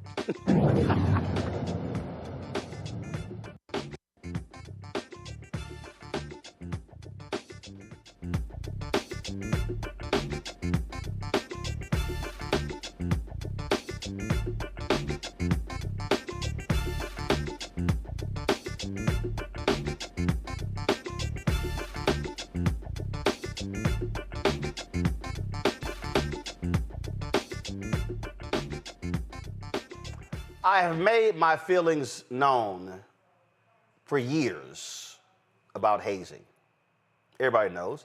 I pledged Alpha Phi Alpha Fraternity Incorporated. I crossed April 27th, 1989, pledging at Texas A&M University, Pi Omicron chapter. In April, it'll mark 38 years since I joined Alpha Phi Alpha. 36 years, 36 years. 2018, 20-year-old Tyler Hilliard, young man, promising young man, died as a result of a violent hazing ritual, and he was pledging my fraternity. I had an Omega who hit me up when we covered the story of the hazing death at Southern University, and a brother told me, that's not right. You went on I went on ABC News, and he said, that's not right. You were wearing your Alpha shirt. And I said, I wore it that day because I wanted them to understand that I am going to speak against this at all times. This young man was pledging at University of California, Riverside. And we did the story when it happened, and it was tragic. Now, I've made perfectly clear that there's no way in hell, I don't care whether you're talking about HBCU or PWI, that Black parents should be sending their kids to college and they come home in a body bag. I've made it clear whether you Alpha Phi Alpha or Kappa Alpha Psi or Omega Psi Phi or Sigma Phi Beta Sigma, or if you are an iota, I don't care what you are. I don't care if you're in a band. I don't care if it's a drill team. I don't care if it's a football team. How in the hell can we talk about building brotherhood if it leads to someone's death? This brother will never get an opportunity to celebrate a 36-year anniversary. Because of the actions of those individuals, he's dead. His parents believed in accountability, and so, as a monument to him, they helped to create a new law to hold colleges, hear what I said, hold the universities accountable for hazing incidents. There's a law called Tyler's Law. It expands existing laws in California, allowing students who have been injured in hazing rituals to actually sue the universities. Joining us now is Maisha Kimball. She is Tyler Hilliard's mother. Attorneys Tony Jaramilla, Krista Ramey, both from California.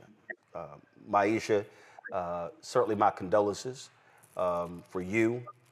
No mother, no father should have to send their child off to school and they choose to pledge and then they come home deceased. When did you decide that, you know what, we got to do more than just grieve for our child? That was decided after the initial grieving period. I knew I wanted to do more, but I didn't know where to begin.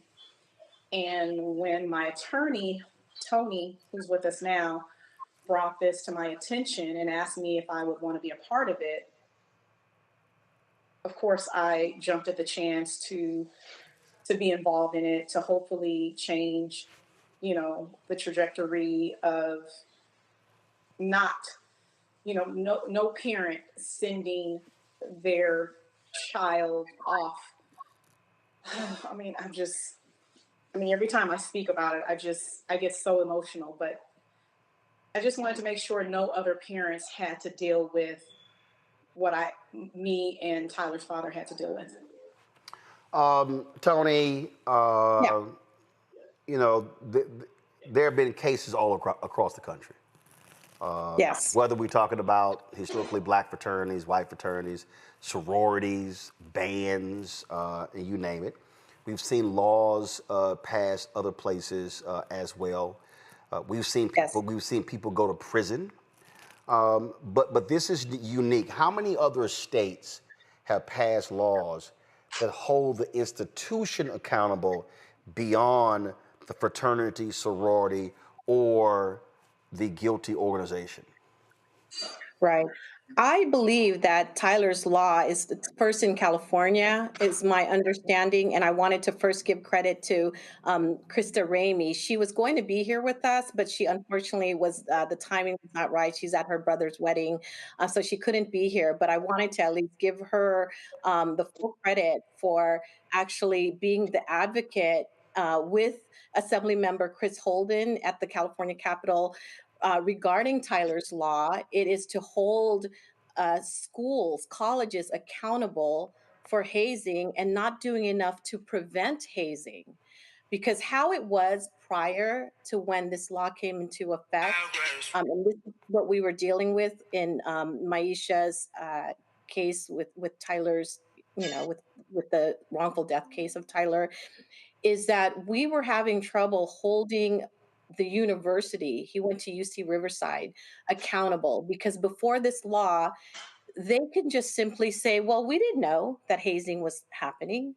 A lot of hazing happens at the, thick of night, right? Off campus. But these are organizations, whether it's fraternities or sororities or even sports teams that are doing hazing outside of the campuses. And so that's how universities were able to say, we knew nothing about it, even though we sponsor these organizations at our schools. And so we shouldn't be responsible for a death like Tyler.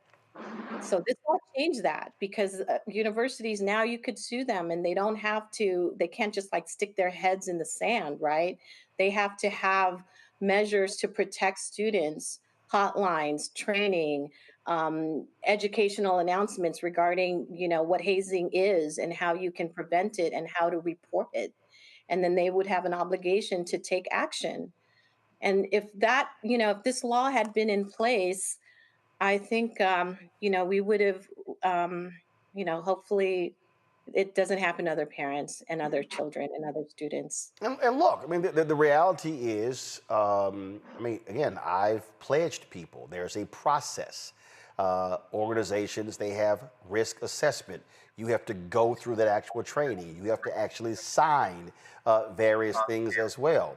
But there are things universities can do. Universities can mandate that things can happen only on campus. They can mandate only in certain hours. They can actually do those things. They can even mandate that advisors to a chapter must be present at all times, and now you're also holding them accountable. And so there are more things that can be done.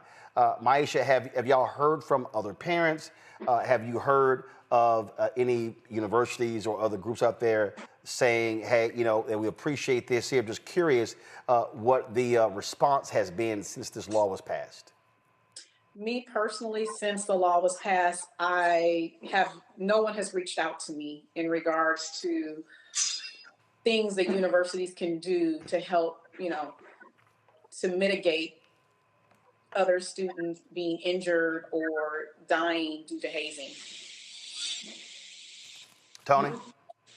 Well, one of the things that this law required, though, is that the Department of Education by mid-2025, to be in effect in 2026, is that they are supposed to provide a anti-hazing, model policy.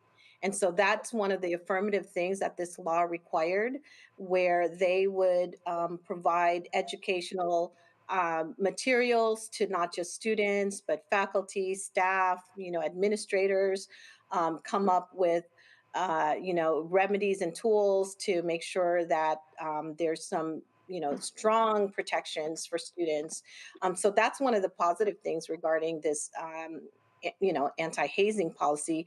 As far as schools coming out and reaching out to us, like Maisha said, none have, but we do expect that they comply with the law and put things out there for the public to follow, and for universities and schools to follow, so that we don't have any more tragedies.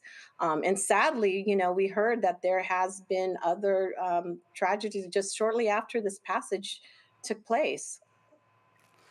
So I think back to the Crown Act, Maisha. It was first passed in California, and then efforts were made to try to do it on the federal level in other states.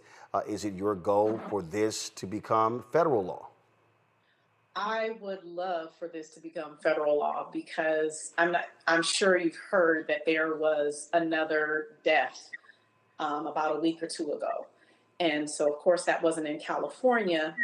I don't know if it was Texas or... No, it was actually, we covered extensively. It was a young man, Caleb, who was in the band at Southern University in Baton Rouge. Okay, yes. So I would love for this law to become, federal, so it can hit all states. Well, this is a problem. It's a growing problem. You would think at this day and age that we're not having students being injured or dying due to hazing. They should be uplifting their communities. Well, unfortunately, what you have is, you have organizations that have put in strict procedures, all sorts of policies, legal ramifications, but what you have are individuals, 18, 19, 20, 21, who still have a mentality that, well, I went through it, I survived it, so therefore I'm going to do the exact same thing. And this, and what I have been saying, this is also what requires other members of fraternities and sororities or whatever to say, no, you're not going to bring that nonsense to us. It is something that is evil, that absolutely needs to end, and that's why I've absolutely supported, if somebody is busted hazing, I get people talking about brothers in the criminal justice system. Those are folks for me that need to go to prison, because there are people I know who were not killed, but I was talking to one individual, and this guy pledged 30 plus years ago, and to this day has significant medical injuries as a result of what he actually went through. And his life has been completely compromised. So I don't have a problem with those folks going to prison because the actions are unnecessary and there are rules against them. And that's why the laws are critically important as well. Yes. And Roland, I would just like to say, sometimes I read the comments, and not saying your comments, but just on hazing incidents, period. And some people in the comments, they make statements such as, oh, these kids, they want to belong to something. That wasn't the case of Tyler. He didn't have a sense of wanting to just belong. He wanted to uplift his community. He wanted to build businesses and have them thrive for people that look just like him. So he wanted to make a difference in the community, and he loved what it stood for. Right. And that's exactly what I made. Listen, my first convention was 1989. I pledged April. The convention was 3 months later. And I remember standing up at the convention, going hard against hazing. And that way, so even brothers in my chapter who were like, dog, you got to go so hard? Hell yeah, I do. I was in the frat 3 months. I didn't care. And look, there are people today, people like, dude, man, do you have to be that hard? You damn right. Because I think the year before I pledged, I think it was 1988, a young brother got hit in the chest, pledged Alpha in Morehouse, died. And I'm like, you damn right. Somebody has to have the guts to say it should not happen. And you have to say that even to somebody who you call a brother. Absolutely. And one of the sad things I just wanted to mention was so sad about this case was that a lot of the brothers could have come forward and stood up for Tyler and explain and reveal what happened. Because, like I said, the hazing takes place in the thick of night and under, outside of campuses. So there's no like adults supervising or doing anything like that. And what was so sad is that, trying to prove that this stuff happened and did happen to Tyler, none of his so-called brothers came out and say, yeah, that's what happened. And this is, so sad. And right, because the if there is a blue wall in law enforcement, then there is a wall when it comes to D9. Everybody's real bold when it comes to hazing, but all of a sudden they clam up when something happens. The allegations in Louisiana are after they hit Caleb in the chest. They literally changed his clothes before dropping him off at the hospital. He died. That kid's life could have been saved, but they were more concerned about protecting their image and trying to cover up what they did than trying to save his life. And so those are the things that happen. And so it has to be called out. And again, if folks are sent to prison because of their actions, well, guess what? You don't want to go to prison? Don't haze. It is not that hard. right. It's not that hard. Yeah. And stand up for your, brothers or sisters or teammates, when this comes, and we have to hold people accountable and hold organizations accountable and hold colleges accountable for what's happened. What we rely on are our witnesses, and you owe it to your fellow brother, sister, teammate to tell the truth as to what happened. Indeed, indeed. Congratulations on getting this law passed. Unfortunately, it was done under such awful circumstances. And again, my issue to you and your husband and your family, certainly condolences go out. Thank you. Thank you. All right, thank you so very much. The point there, Greg, I want to start with you about the protection. I mean, I literally had people hit me up, and they were like, "Yo, man, you had to go so hard. You'd have to wear your letters if it had happened.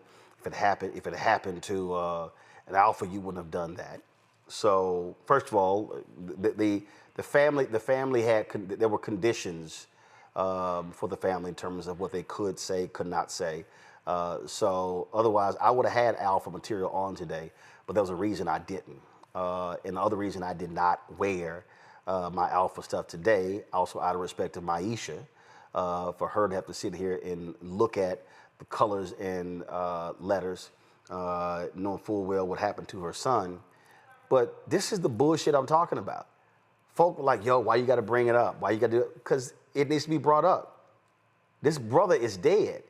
Now, if you want me talking about white cops or even black cops killing an unarmed black man, then I'm going to talk about black frats killing an unarmed black man over some bullshit hazing. We have to, Roland, and you've done this consistently. I think about our fraternity brother, Walter Kimbrough, who I saw a couple of weeks ago, who has written extensively about this, who has been an expert witness in cases about this topic. And yeah, man, how fast time flies, as our frat hymn goes, college days swiftly pass. It was 40 years ago. In 2 weeks, it'll be my 40th anniversary having pledged. And I remember, I'm the first in my family to join a Greek letter fraternity. And I didn't join because of anyone who was at Tennessee State. I joined because I looked through the history book one day, and when I saw Martin Luther King and Duke Ellington and Jesse Owens and W.E. Du Bois and Paul Robeson, I said, I want to be part of this. And I think that's the reason why most of us join.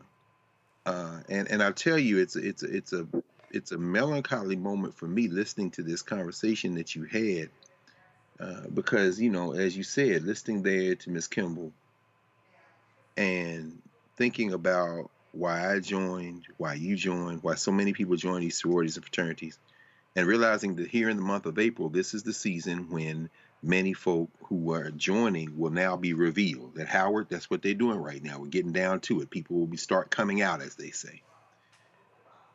when you start talking about a bunch of 18 to 22 or 23-year-olds whose brains haven't fully formed, there are so many emotional, psychological games being played. I'm very hesitant these days to write letters of recommendation, depending on the circumstance, because things get very ugly very quick when you're talking about young adults. And unfortunately, that's sororities or fraternities. And I'll tell you, brother, this is a terrible collision between rites of passage, which we as African people began. We are the originators of the idea of coming to maturity and being initiated into the next level of responsibility. That's something very deep in our souls, and the legacy of our captivity. Because we did not do those things with a brutality that was injected into our experiences as African people during the period of captivity. And whether it be whipping your children when they're little and then taking pride as an adult that you were whipped, or putting your hands on another man, or as a woman playing a mind game so deep that the child now is maybe emotionally scarred for the rest of her life, this idea of imposing brutality on each other is a deep form of self-hatred. And as you talked about this law, hopefully it will do some good, but I think we both know, and all of us know who have gone through these processes, that there is something very deep and intractable about how Black people approach joining these organizations or any organization that requires pledging. We feel that it's inviolate. We feel like it is our not only responsibility, but something we will protect even when we are wrong. And brother, I don't know how we crack that nut except by doing exactly what you're doing today, which is being candid, honest, open, and unvarnished in taking this head on. NOLA, or for other members to look one of their own in the eye and say, you are not bringing that bullshit here. You will not touch any one of these folks. And if you do, we gonna deal with you accordingly. Mm-hmm. You know, I listened to this story, and I'm happy that you cover this topic extensively.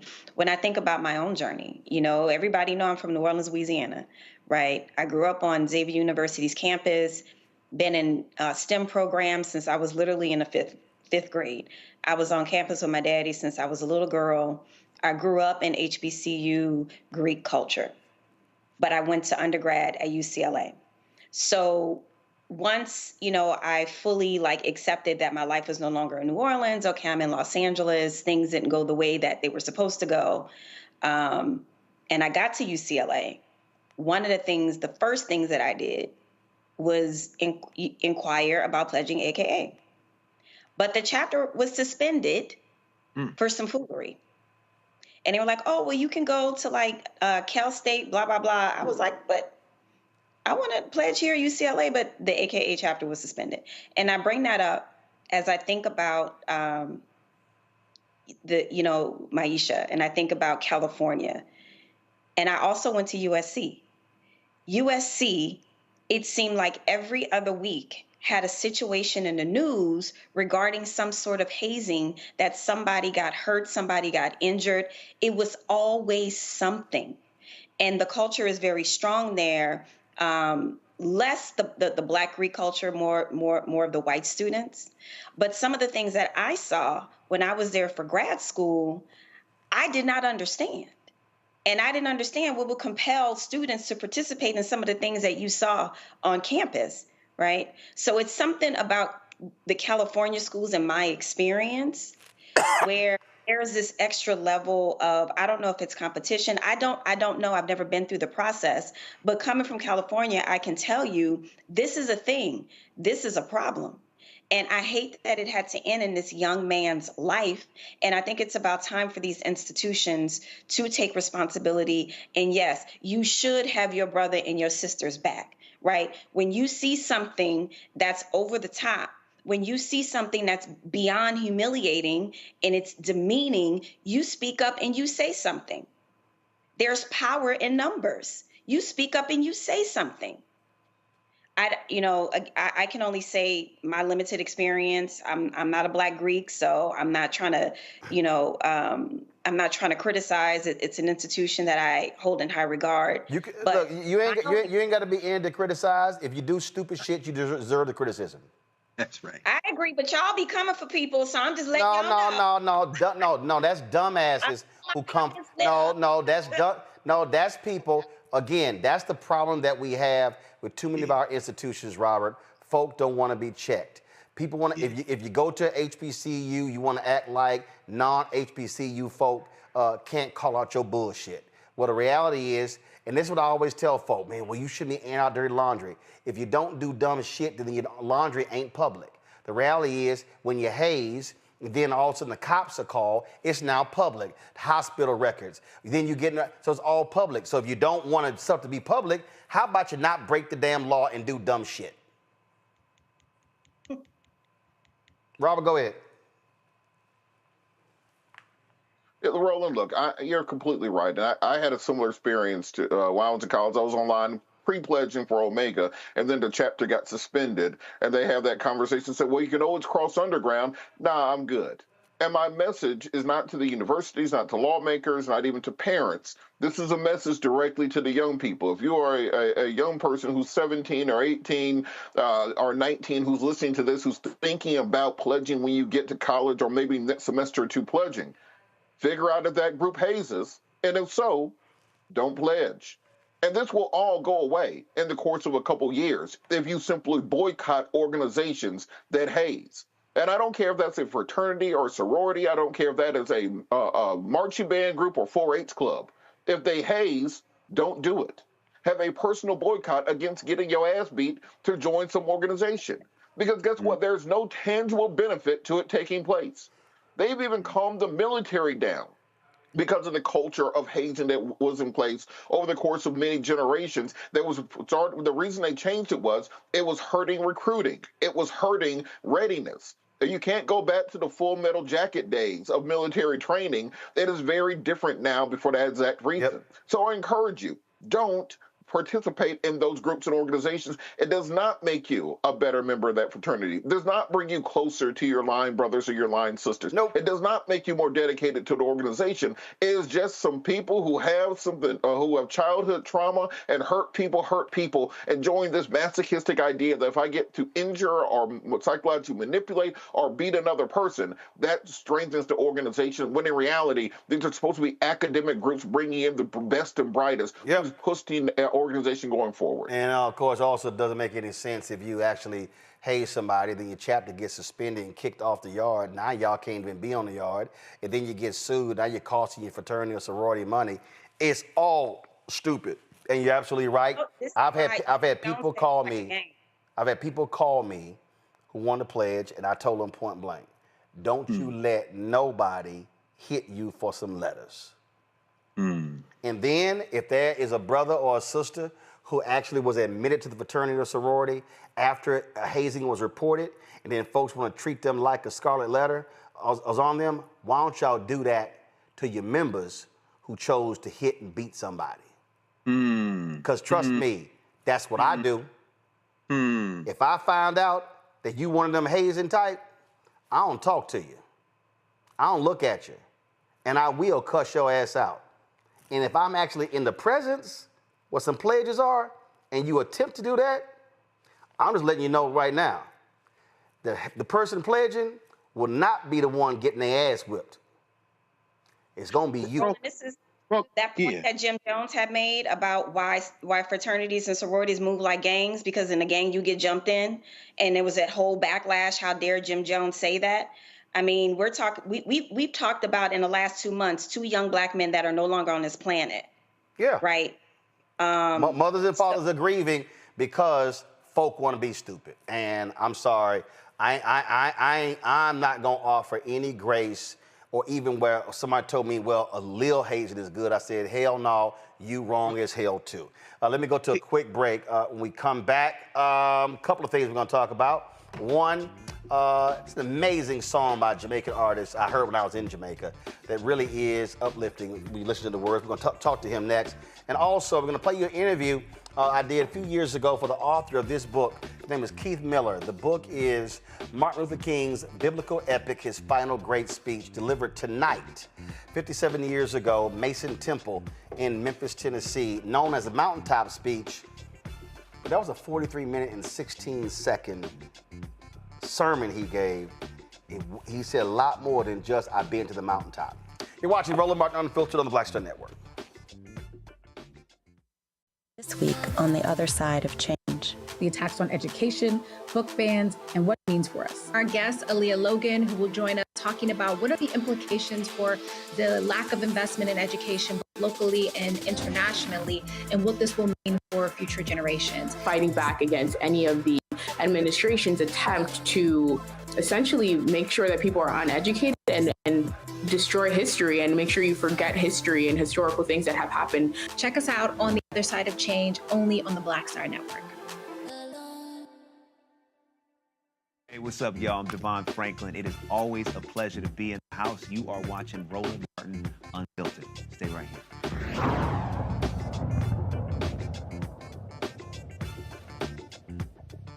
Last month, I was in Jamaica with my 21-year-old twin nieces, celebrating them turning 21. And wherever I go, y'all know I love music, and wherever I go, I'm always Shazamming stuff. Before Shazam even existed, I used to sit there and listen to a song, write down 4 or 5 lyrics, and then I would then get to my computer, type in lyrics and to try to find the song. And so that's always the case. And so I forgot where I was. I don't know where I was. I was walking to something, and I heard this song, and I was like, God, this is an amazing song, and downloaded it. And then I had posted it yesterday on my social media. Then even in our family group chat, my sister was like, she said, oh, that's one of your dad's favorite songs too. The song is called People Like You. It is by Gramps Morgan. Check this out.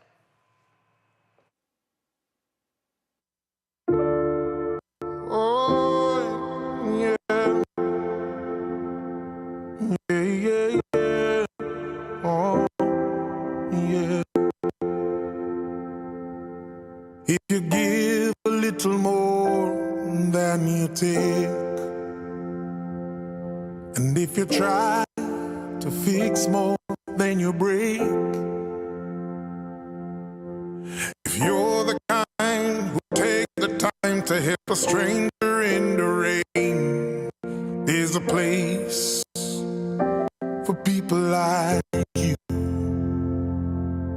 If you stand up for those down on their knees and lend a voice to those who cannot speak, if you shine a little light, give sight to the ones who've lost their way, there's a place for people like you. I've heard up there the streets are made of gold. When you get there, there's a hand to hold. I believe when your days down here are through, there's a place up there for people like you.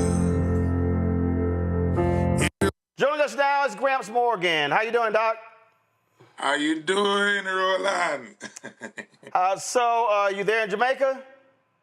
No, actually, right now I'm on another island called the Philippines. Well, listen, I'm so sick of this it being warm, cold here. Give me consistent heat every single day. Let's talk about this song. So you recorded this, 4 years ago? 4 years ago in Nashville, Tennessee, in the middle of the pandemic, Roland, and it was just a vibe of wanting to give people the appreciation, the people that were still in the supermarkets, the people that were still on the front line. And the song came about initially, Roland, because of a shooting in Halifax, Canada, where a school was shot up, and it was just showing appreciation for all the people that was working and paying attention to a rough situation. So this song was a song from our hearts here in Nashville, Tennessee, and that we gave to the world. And the song just took off and started playing all over the Caribbean. See, it's interesting because as I was listening to it, you can tell it has a combination of that Tennessee bluegrass, Jamaican, and so I didn't even realize y'all recorded it in Nashville. Yes. I moved to Nashville years ago. I was on tour with India Arie and John Legend, and went off the tour, and we played at a place called the Ryman. And I felt such an energy and appreciation for music in Music City, Nashville, Tennessee. And I said, I'm moving to Nashville. And my wife, who was a doctor at Vanderbilt University, of course, love make you do some things, but also for the love of music and the appreciation and the seriousness of how we take music serious in Nashville. And I took the opportunity in the pandemic to make myself better, wanted to become a better songwriter, a better artist, and Nashville gave me all of those tools. And Johnny Reed and the whole, Music City energy and over at Soul Train Studio. So I'm grateful. Now, you know why it's called Music City, right? Yes, sir. That's black people. Yes, sir. Yes, because see, a lot of folk run around talking about Music City, Nashville, but they don't want to give credit to the Fisk Jubilee Singers for Thank you, sir. inspiring that name. And trust me, Dr. Greg Carr, graduate of Tennessee State, right there in Nashville. He knows a little bit about that history as well. He's going to be able to ask a question real soon. A lot of folks obviously know you from the group Morgan Heritage. And of course, matter of fact, one of the previous time I was in Jamaica, I've been 1,000 times. I was actually in the store and I heard, what did I hear? I heard a song, and that was quickly downloaded as well. But you said it spread around like the Caribbean, but did urban radio, did gospel radio, did radio pick up on this song? Because it's an amazing, gorgeous, moving song. I had lots of people commenting, talking about how they played it at funerals, they played it at video slideshows. Talk about that. Well, it first started off in the sound system culture. A DJ by the name of Chin from an organization called Irish and Chin. And he heard the record, and once he heard it, he said, Gramps, what is this you have done? Do you know what you've created? And I said, I hope this song will heal hearts and encourage people to give them their flowers before they pass away. So it's a song encouraging, especially our community, to say, hey, man, come on, I believe in you. Thank you for being there in my life. So during the pandemic, Roland, we really got a chance to reflect. Mm-hmm. And this song never got a chance to get to urban radio or gospel radio. And I pray that every day I say, man, if Steve Harvey get a chance to listen to this song, to understand, because it's people like you in the media that can really understand songs like these, that's not really making you dance, but a song to make you reflect and appreciate those who have come before you and set the foundation. I did send it to Steve Harvey. I sent to him. I sent it to D.L. Hughley, Ricky Smiley, and some other ones as well. So we'll see what happens there. Go to my panel. I'll go ahead and start with Greg, since he knows well about that Music City scene there in Nashville. Yes, sir. Thank you, Roland, and thank you, Gramps. You said you played at the Ryman. Of course, I grew up in South Nashville, so the name D. Ford Bailey comes to mind. That black man who opened the Grand Ole Opry broadcast from that Ryman Auditorium back in the 40s and 50s, and people didn't realize when they were hearing that harmonica that this was the black man that opened the Grand Ole Opry broadcast every Saturday night from Ryman Auditorium. So I know you felt it in that cathedral, brother. That was the ghost of D. Ford Bailey. But I want to ask you your brilliant kind of extension of that roots culture, of that deep culture of Jamaica. What in terms of your process, it isn't the roots music perhaps that came out of the island, that circulated through the world, that gave birth to everything from hip hop. I know you're in Brooklyn, but you've kind of, in a sense, extended it for a new age. How would you talk about the relationship between the roots culture, the deep culture of reggae and ska and all of that music that you come from, and the music that we heard in that song today, which kind of speaks to a kind of contemporaneous expression of that tradition? Yes, brother. I'm glad you asked that. Well, when you listen to a song like People Like You, there's a reflection. And like I said, during the pandemic, we all had a chance to make ourselves better because we had time to work on things that we wanted to become better at or improve or learn a new skill. So for me, it's been a sound in my mind for many, many years, even while touring with my siblings, Morgan Heritage. And the story of how reggae and country music blends in the islands has really never been told repeatedly. So me growing up, when we were making rice and peas on a Sunday dinner, family dinner is a very important thing in the Caribbean. So whatever island you are in the Caribbean, you always heard country music, gospel music, people like Fats Domino growing up. So you would hear some Toots and the Maytals, then you would hear some Scatolites, and at the same time you hear Stevie Wonder and a Dolly Parton, or a Charlie Pride, or a Randy Travis, or a Kenny Rogers. So country music was a very big, intricate part of the soundtrack to the Caribbean. And a lot of times before Jamaicans and the other islands had their own music or radio stations, we used to listen to something called shortwave radio that would come from the Carolinas and Florida and New Orleans, because shortwave is a further frequency that travels further than FM frequency. And that's how we started to get into American music. So people like Fats Domino and all of, and Chuck Berry, these guys were huge in the Caribbean. So during the pandemic, I was telling stories of when Kenny Rogers came to Jamaica and was just blown away by people knowing the Gambler. So this is really a testament of my story of a multicultural island man that discovered the sound of hearing the storytelling between reggae music and country music. And this is just a piece of my story. So it's a cultural blend, but it's a true Caribbean story. Nola? Brother, thank you so much for this song. I was at a kind of morbid event when Roland sent the song to me. It was a morbid event, kind of in a weird way, celebrating before tariffs hit today. Anyhow, I want to give you a compliment, and I have a question.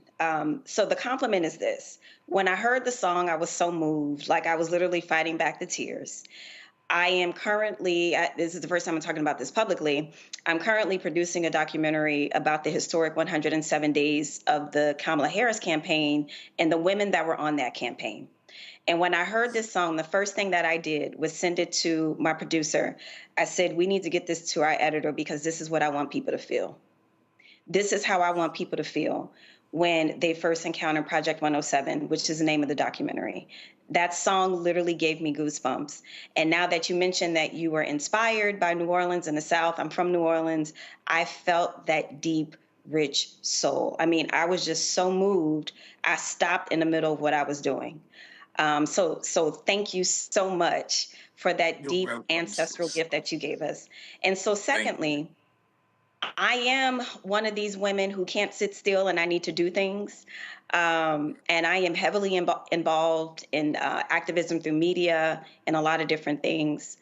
How are you thinking and feeling about creating something very similar that speaks to what your cousins are going through here in the United States since November 5th? Just how things have changed so much, how everything about Blackness is being attacked. And I'm just curious, are you thinking about maybe creating something that speaks to this moment? Absolutely, sis. For many years, especially in Jamaica, Jamaican music has always stood up for freedom, for Black awareness through the powers of even Rastafarian music and the Rastafarian message. It has always been the upliftment of Black people and the knowing of oneself. And that's why we study people like His Imperial Majesty, Martin Luther King. These are some of the freedom fighters, Nelson Mandela. There has always been a message of peace and hope and one love within reggae music. So there's a catalog of music that is available from bands like Morgan Heritage, which is my family band, and of course Gramps Morgan. And I think that is something that we have to continue to push and push and push. The fight never stops. Because if we gave up when Martin Luther King left this earth, then where would we be today? So the struggle continues, and like Nipsey Hussle said, the marathon continues. So I'm always in the studio. I was in the studio last night here in the Philippines, in Manila, and just trying to make music and send even to a producer all the way in the UK. So music is so important, sister, especially to people, because just imagine a church without music, a political rally without music, a sporting event without music. So we, and my family, the Morgan Heritage family, we like to give music with a message to uplift our women, to heal our communities, to reassure them, to give them sovereignty so they know who they are, that we are not just a people that came from slavery. We are people that came from royalty. So that message is forever in the music. And I can introduce you to so much music, and we will continue to make those kind of songs. All right, then. Well, again, I heard it, played it, and so I posted it, and you responded. And I hit your DM. I was like, yo, let's get you on the show. And so we did that. And so, Gramps Morgan, continued blessings. Hope more people check it out.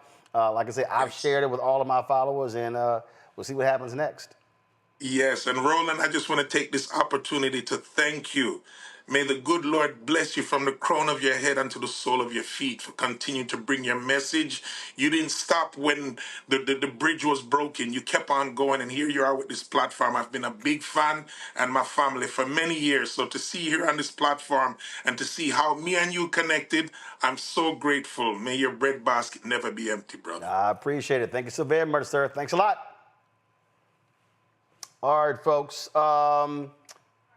57 years ago tonight, Dr. King gave, I dare say, his greatest sermon ever. Some will say speech. Keith Miller wrote a book. It's called Martin Luther King's Biblical Epic, his final great speech. I did an interview with him when I was at TV One.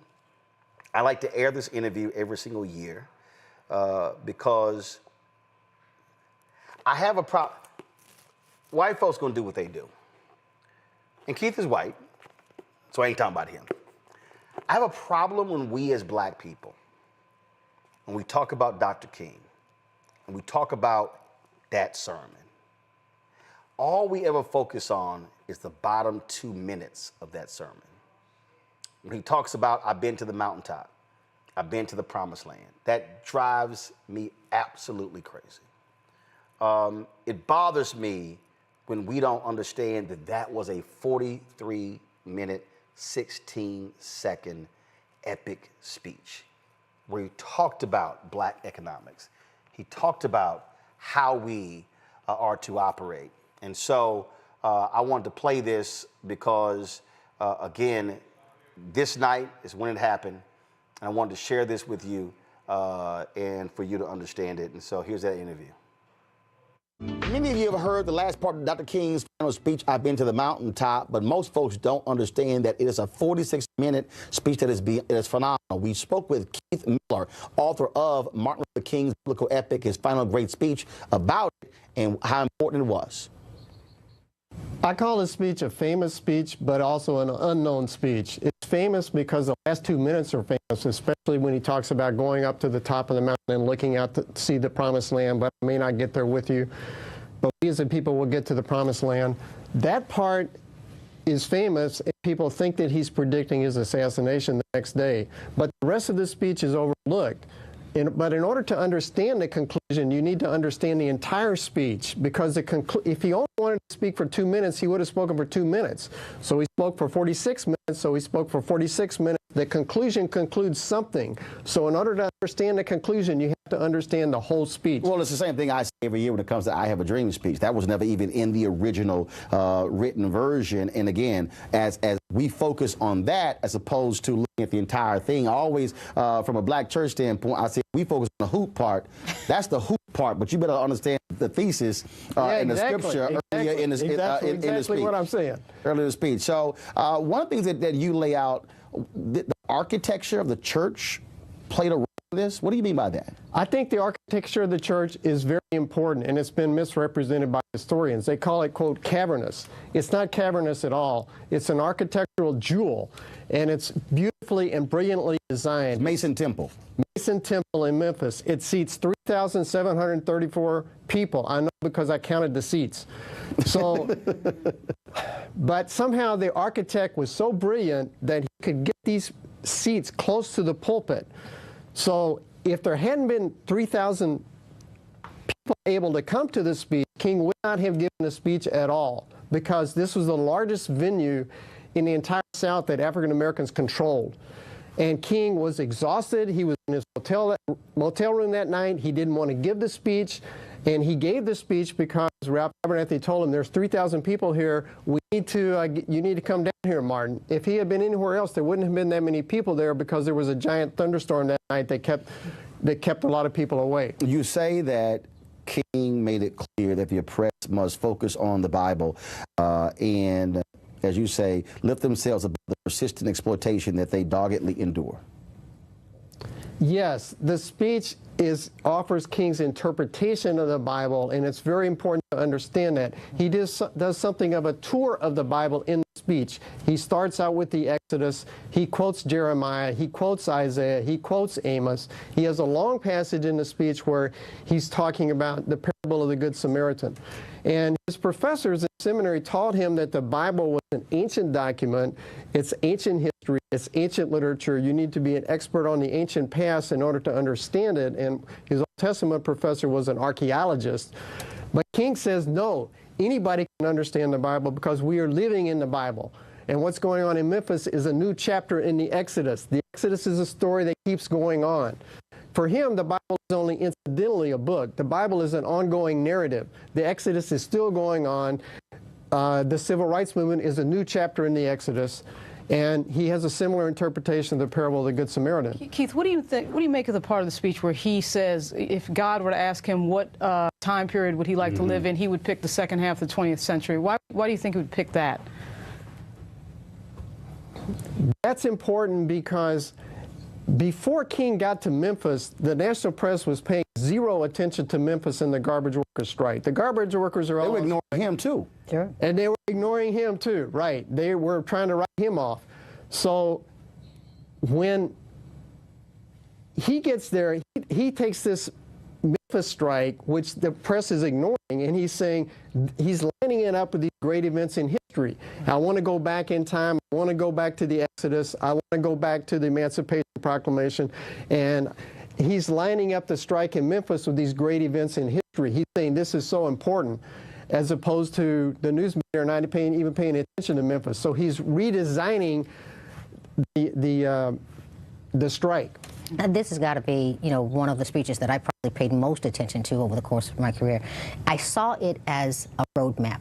I saw it as, King's way of lining out what justice really looked like. He says in this speech, let the issues remain where they are. The issue is justice. And he lines out that it is economic freedom, that it is political freedom, that it is a whole host of things.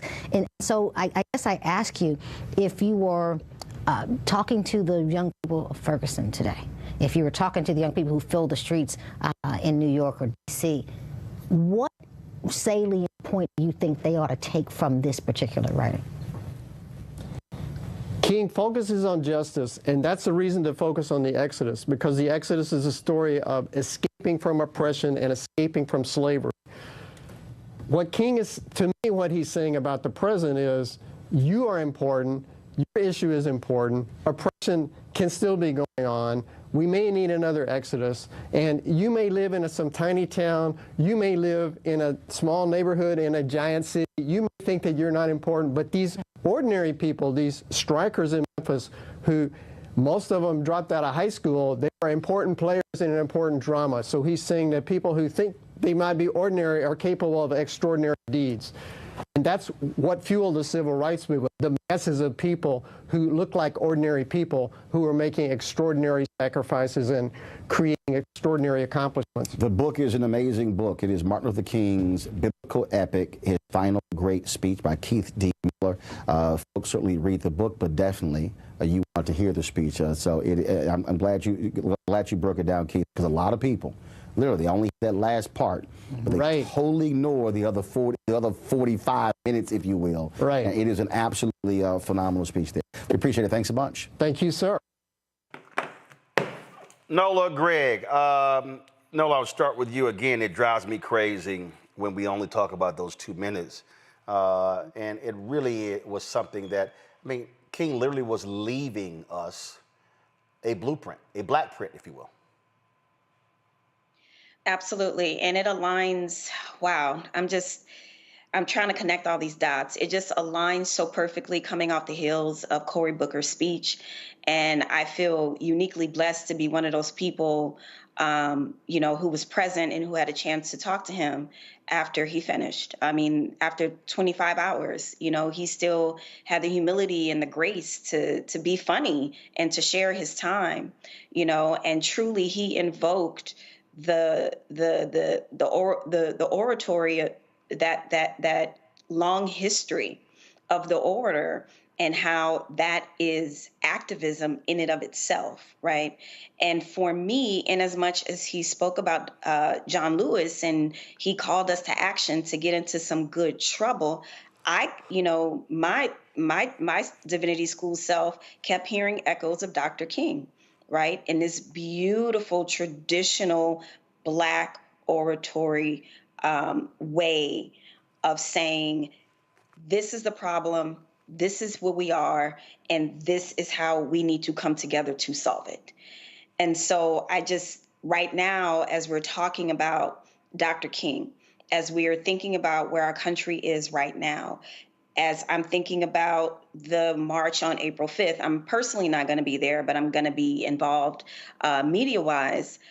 All of these things are coming together, and I absolutely agree with Dr. King thinking that Exodus is a continual story. I mean, if you just look at the story and the legacy of Black people, the struggle and the oppression, it doesn't just go away because we get a civil rights package. It's ongoing, and we have to continue to fight for it, right? So my emotions are all over the place tonight because of what 57 years represent, what that speech represents beyond the 2 minutes, what Cory Booker just did, the call to action to get into good trouble.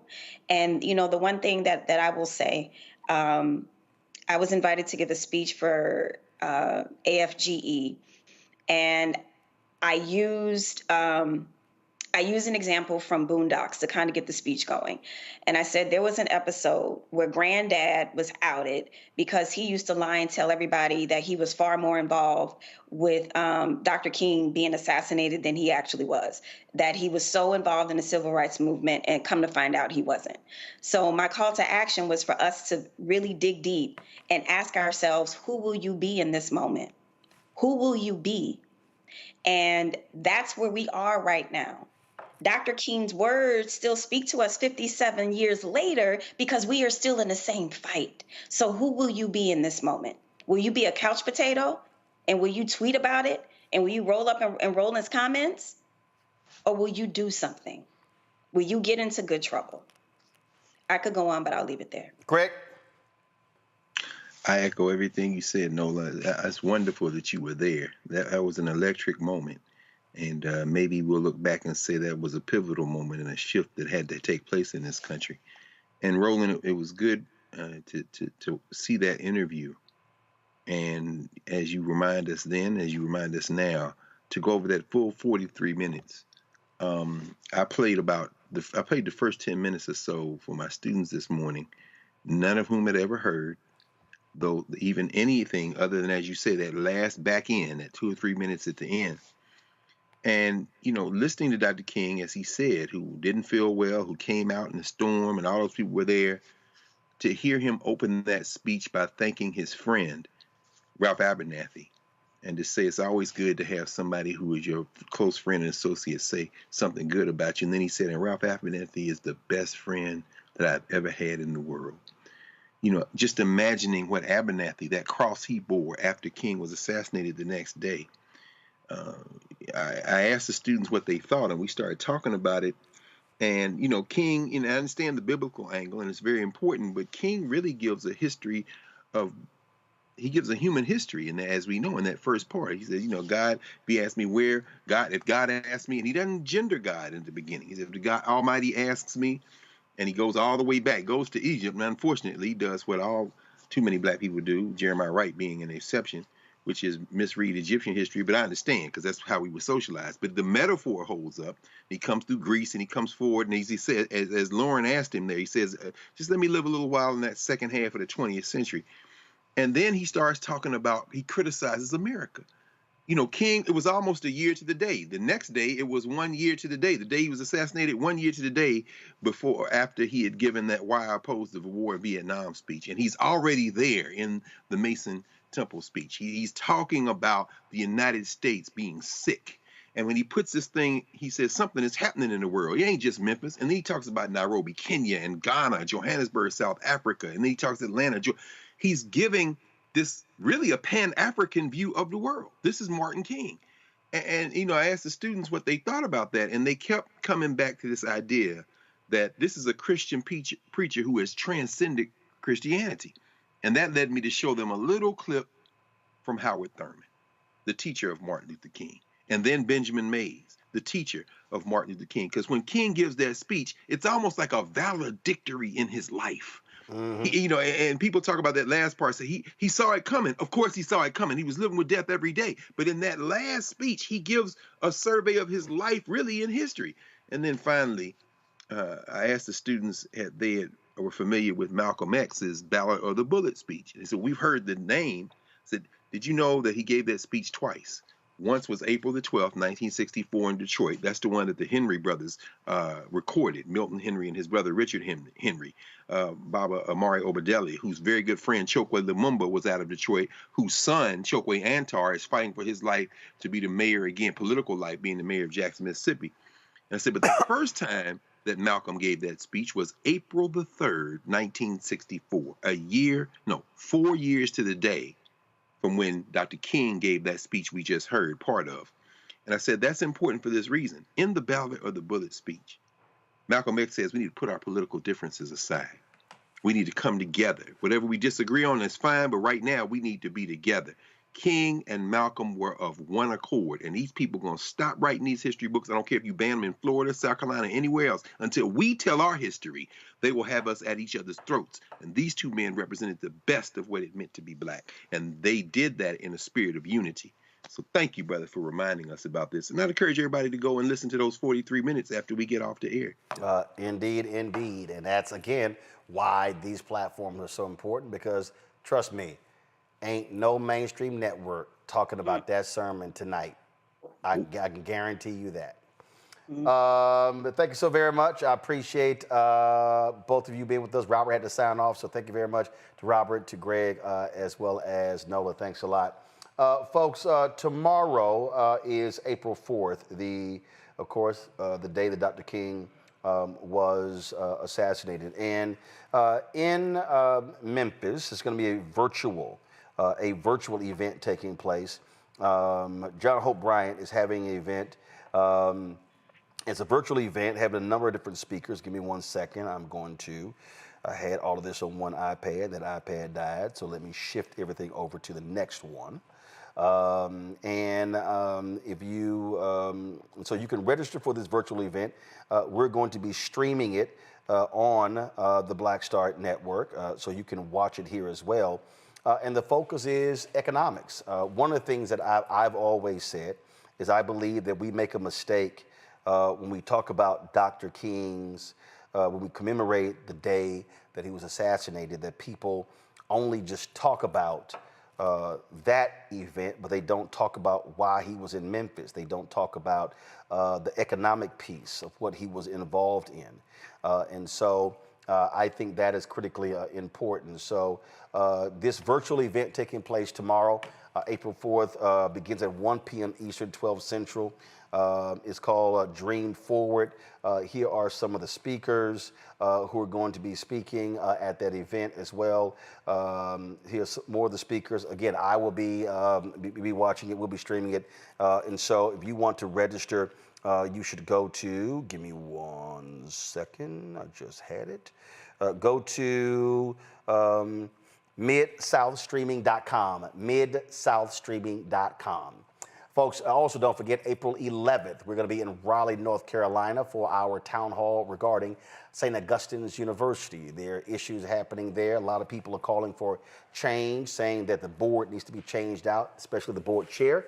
They've had significant financial issues. We will be broadcasting live from Martin Street Baptist Church at the Fellowship Hall. Doors open at 5 p.m. And so we look forward to you being there as well. And so we're going to be on the road there. So we look forward to that. Folks, the stuff that we do, these sort of events that we cover, no one else is doing these things. And so your support is critical to us being able to do these things. And so if you want to contribute to our Bring the Funk fan club, as I said, our goal is to get 20,000 of our fans contributing on average $50 each a year to raise $1 million through our fan base. There are multiple ways for you to give. Cash App is one of those. This is click the Cash App button. We don't charge a fee. This is not Substack, Patreon. We don't charge you a monthly fee. This is, frankly, a love offering. That's really what it boils down to. And so what you should do is go to, go to Stripe. This is the QR code here. This is to contribute via Cash App because Cash App closed out our account when they changed their rules. And so you can't give to us direct, but you can use Stripe to do so. You can also use Stripe for credit cards. If you want to send a check and money order, please make it out to Roland Martin Unfiltered, not Roland Martin, not Black Star Network, not Unfiltered. It has to be Roland Martin Unfiltered for the purpose of our banks. Some of you have sent me emails. Please understand when you send checks, they're coming to us in D.C. I have to open them. I have to sort them, sign them, and then send them to our bank. They have a whole different process, so it takes some time for us to cash the checks. Obviously, if you give electronically, it's a lot faster, but there's a process involved, and so it might. And I don't go to the post office every single day, and so I go once every 2 to 3 weeks. And so understand it takes about a month for us to process checks and money orders. It was different when we were getting 30 or 40, but in the last 2 times I've gone to the post office, we've had more than 730 checks and money orders, so it takes a little time, folks.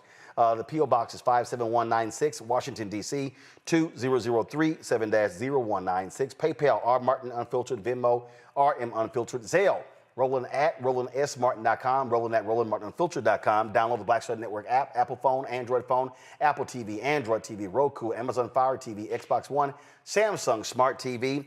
Be sure to, of course, download, first of all, get our Black Star Network gear, our Roland Martin Unfiltered gear.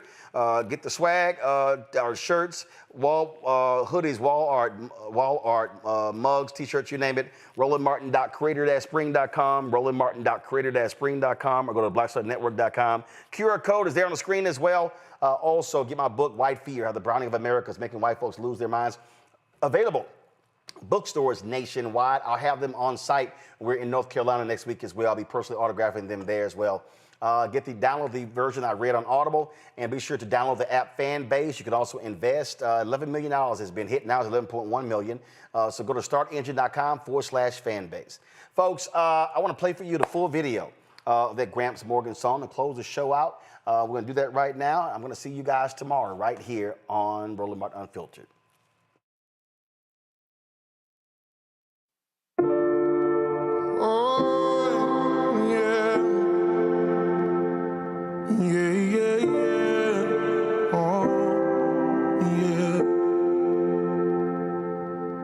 If you give a little more than you take,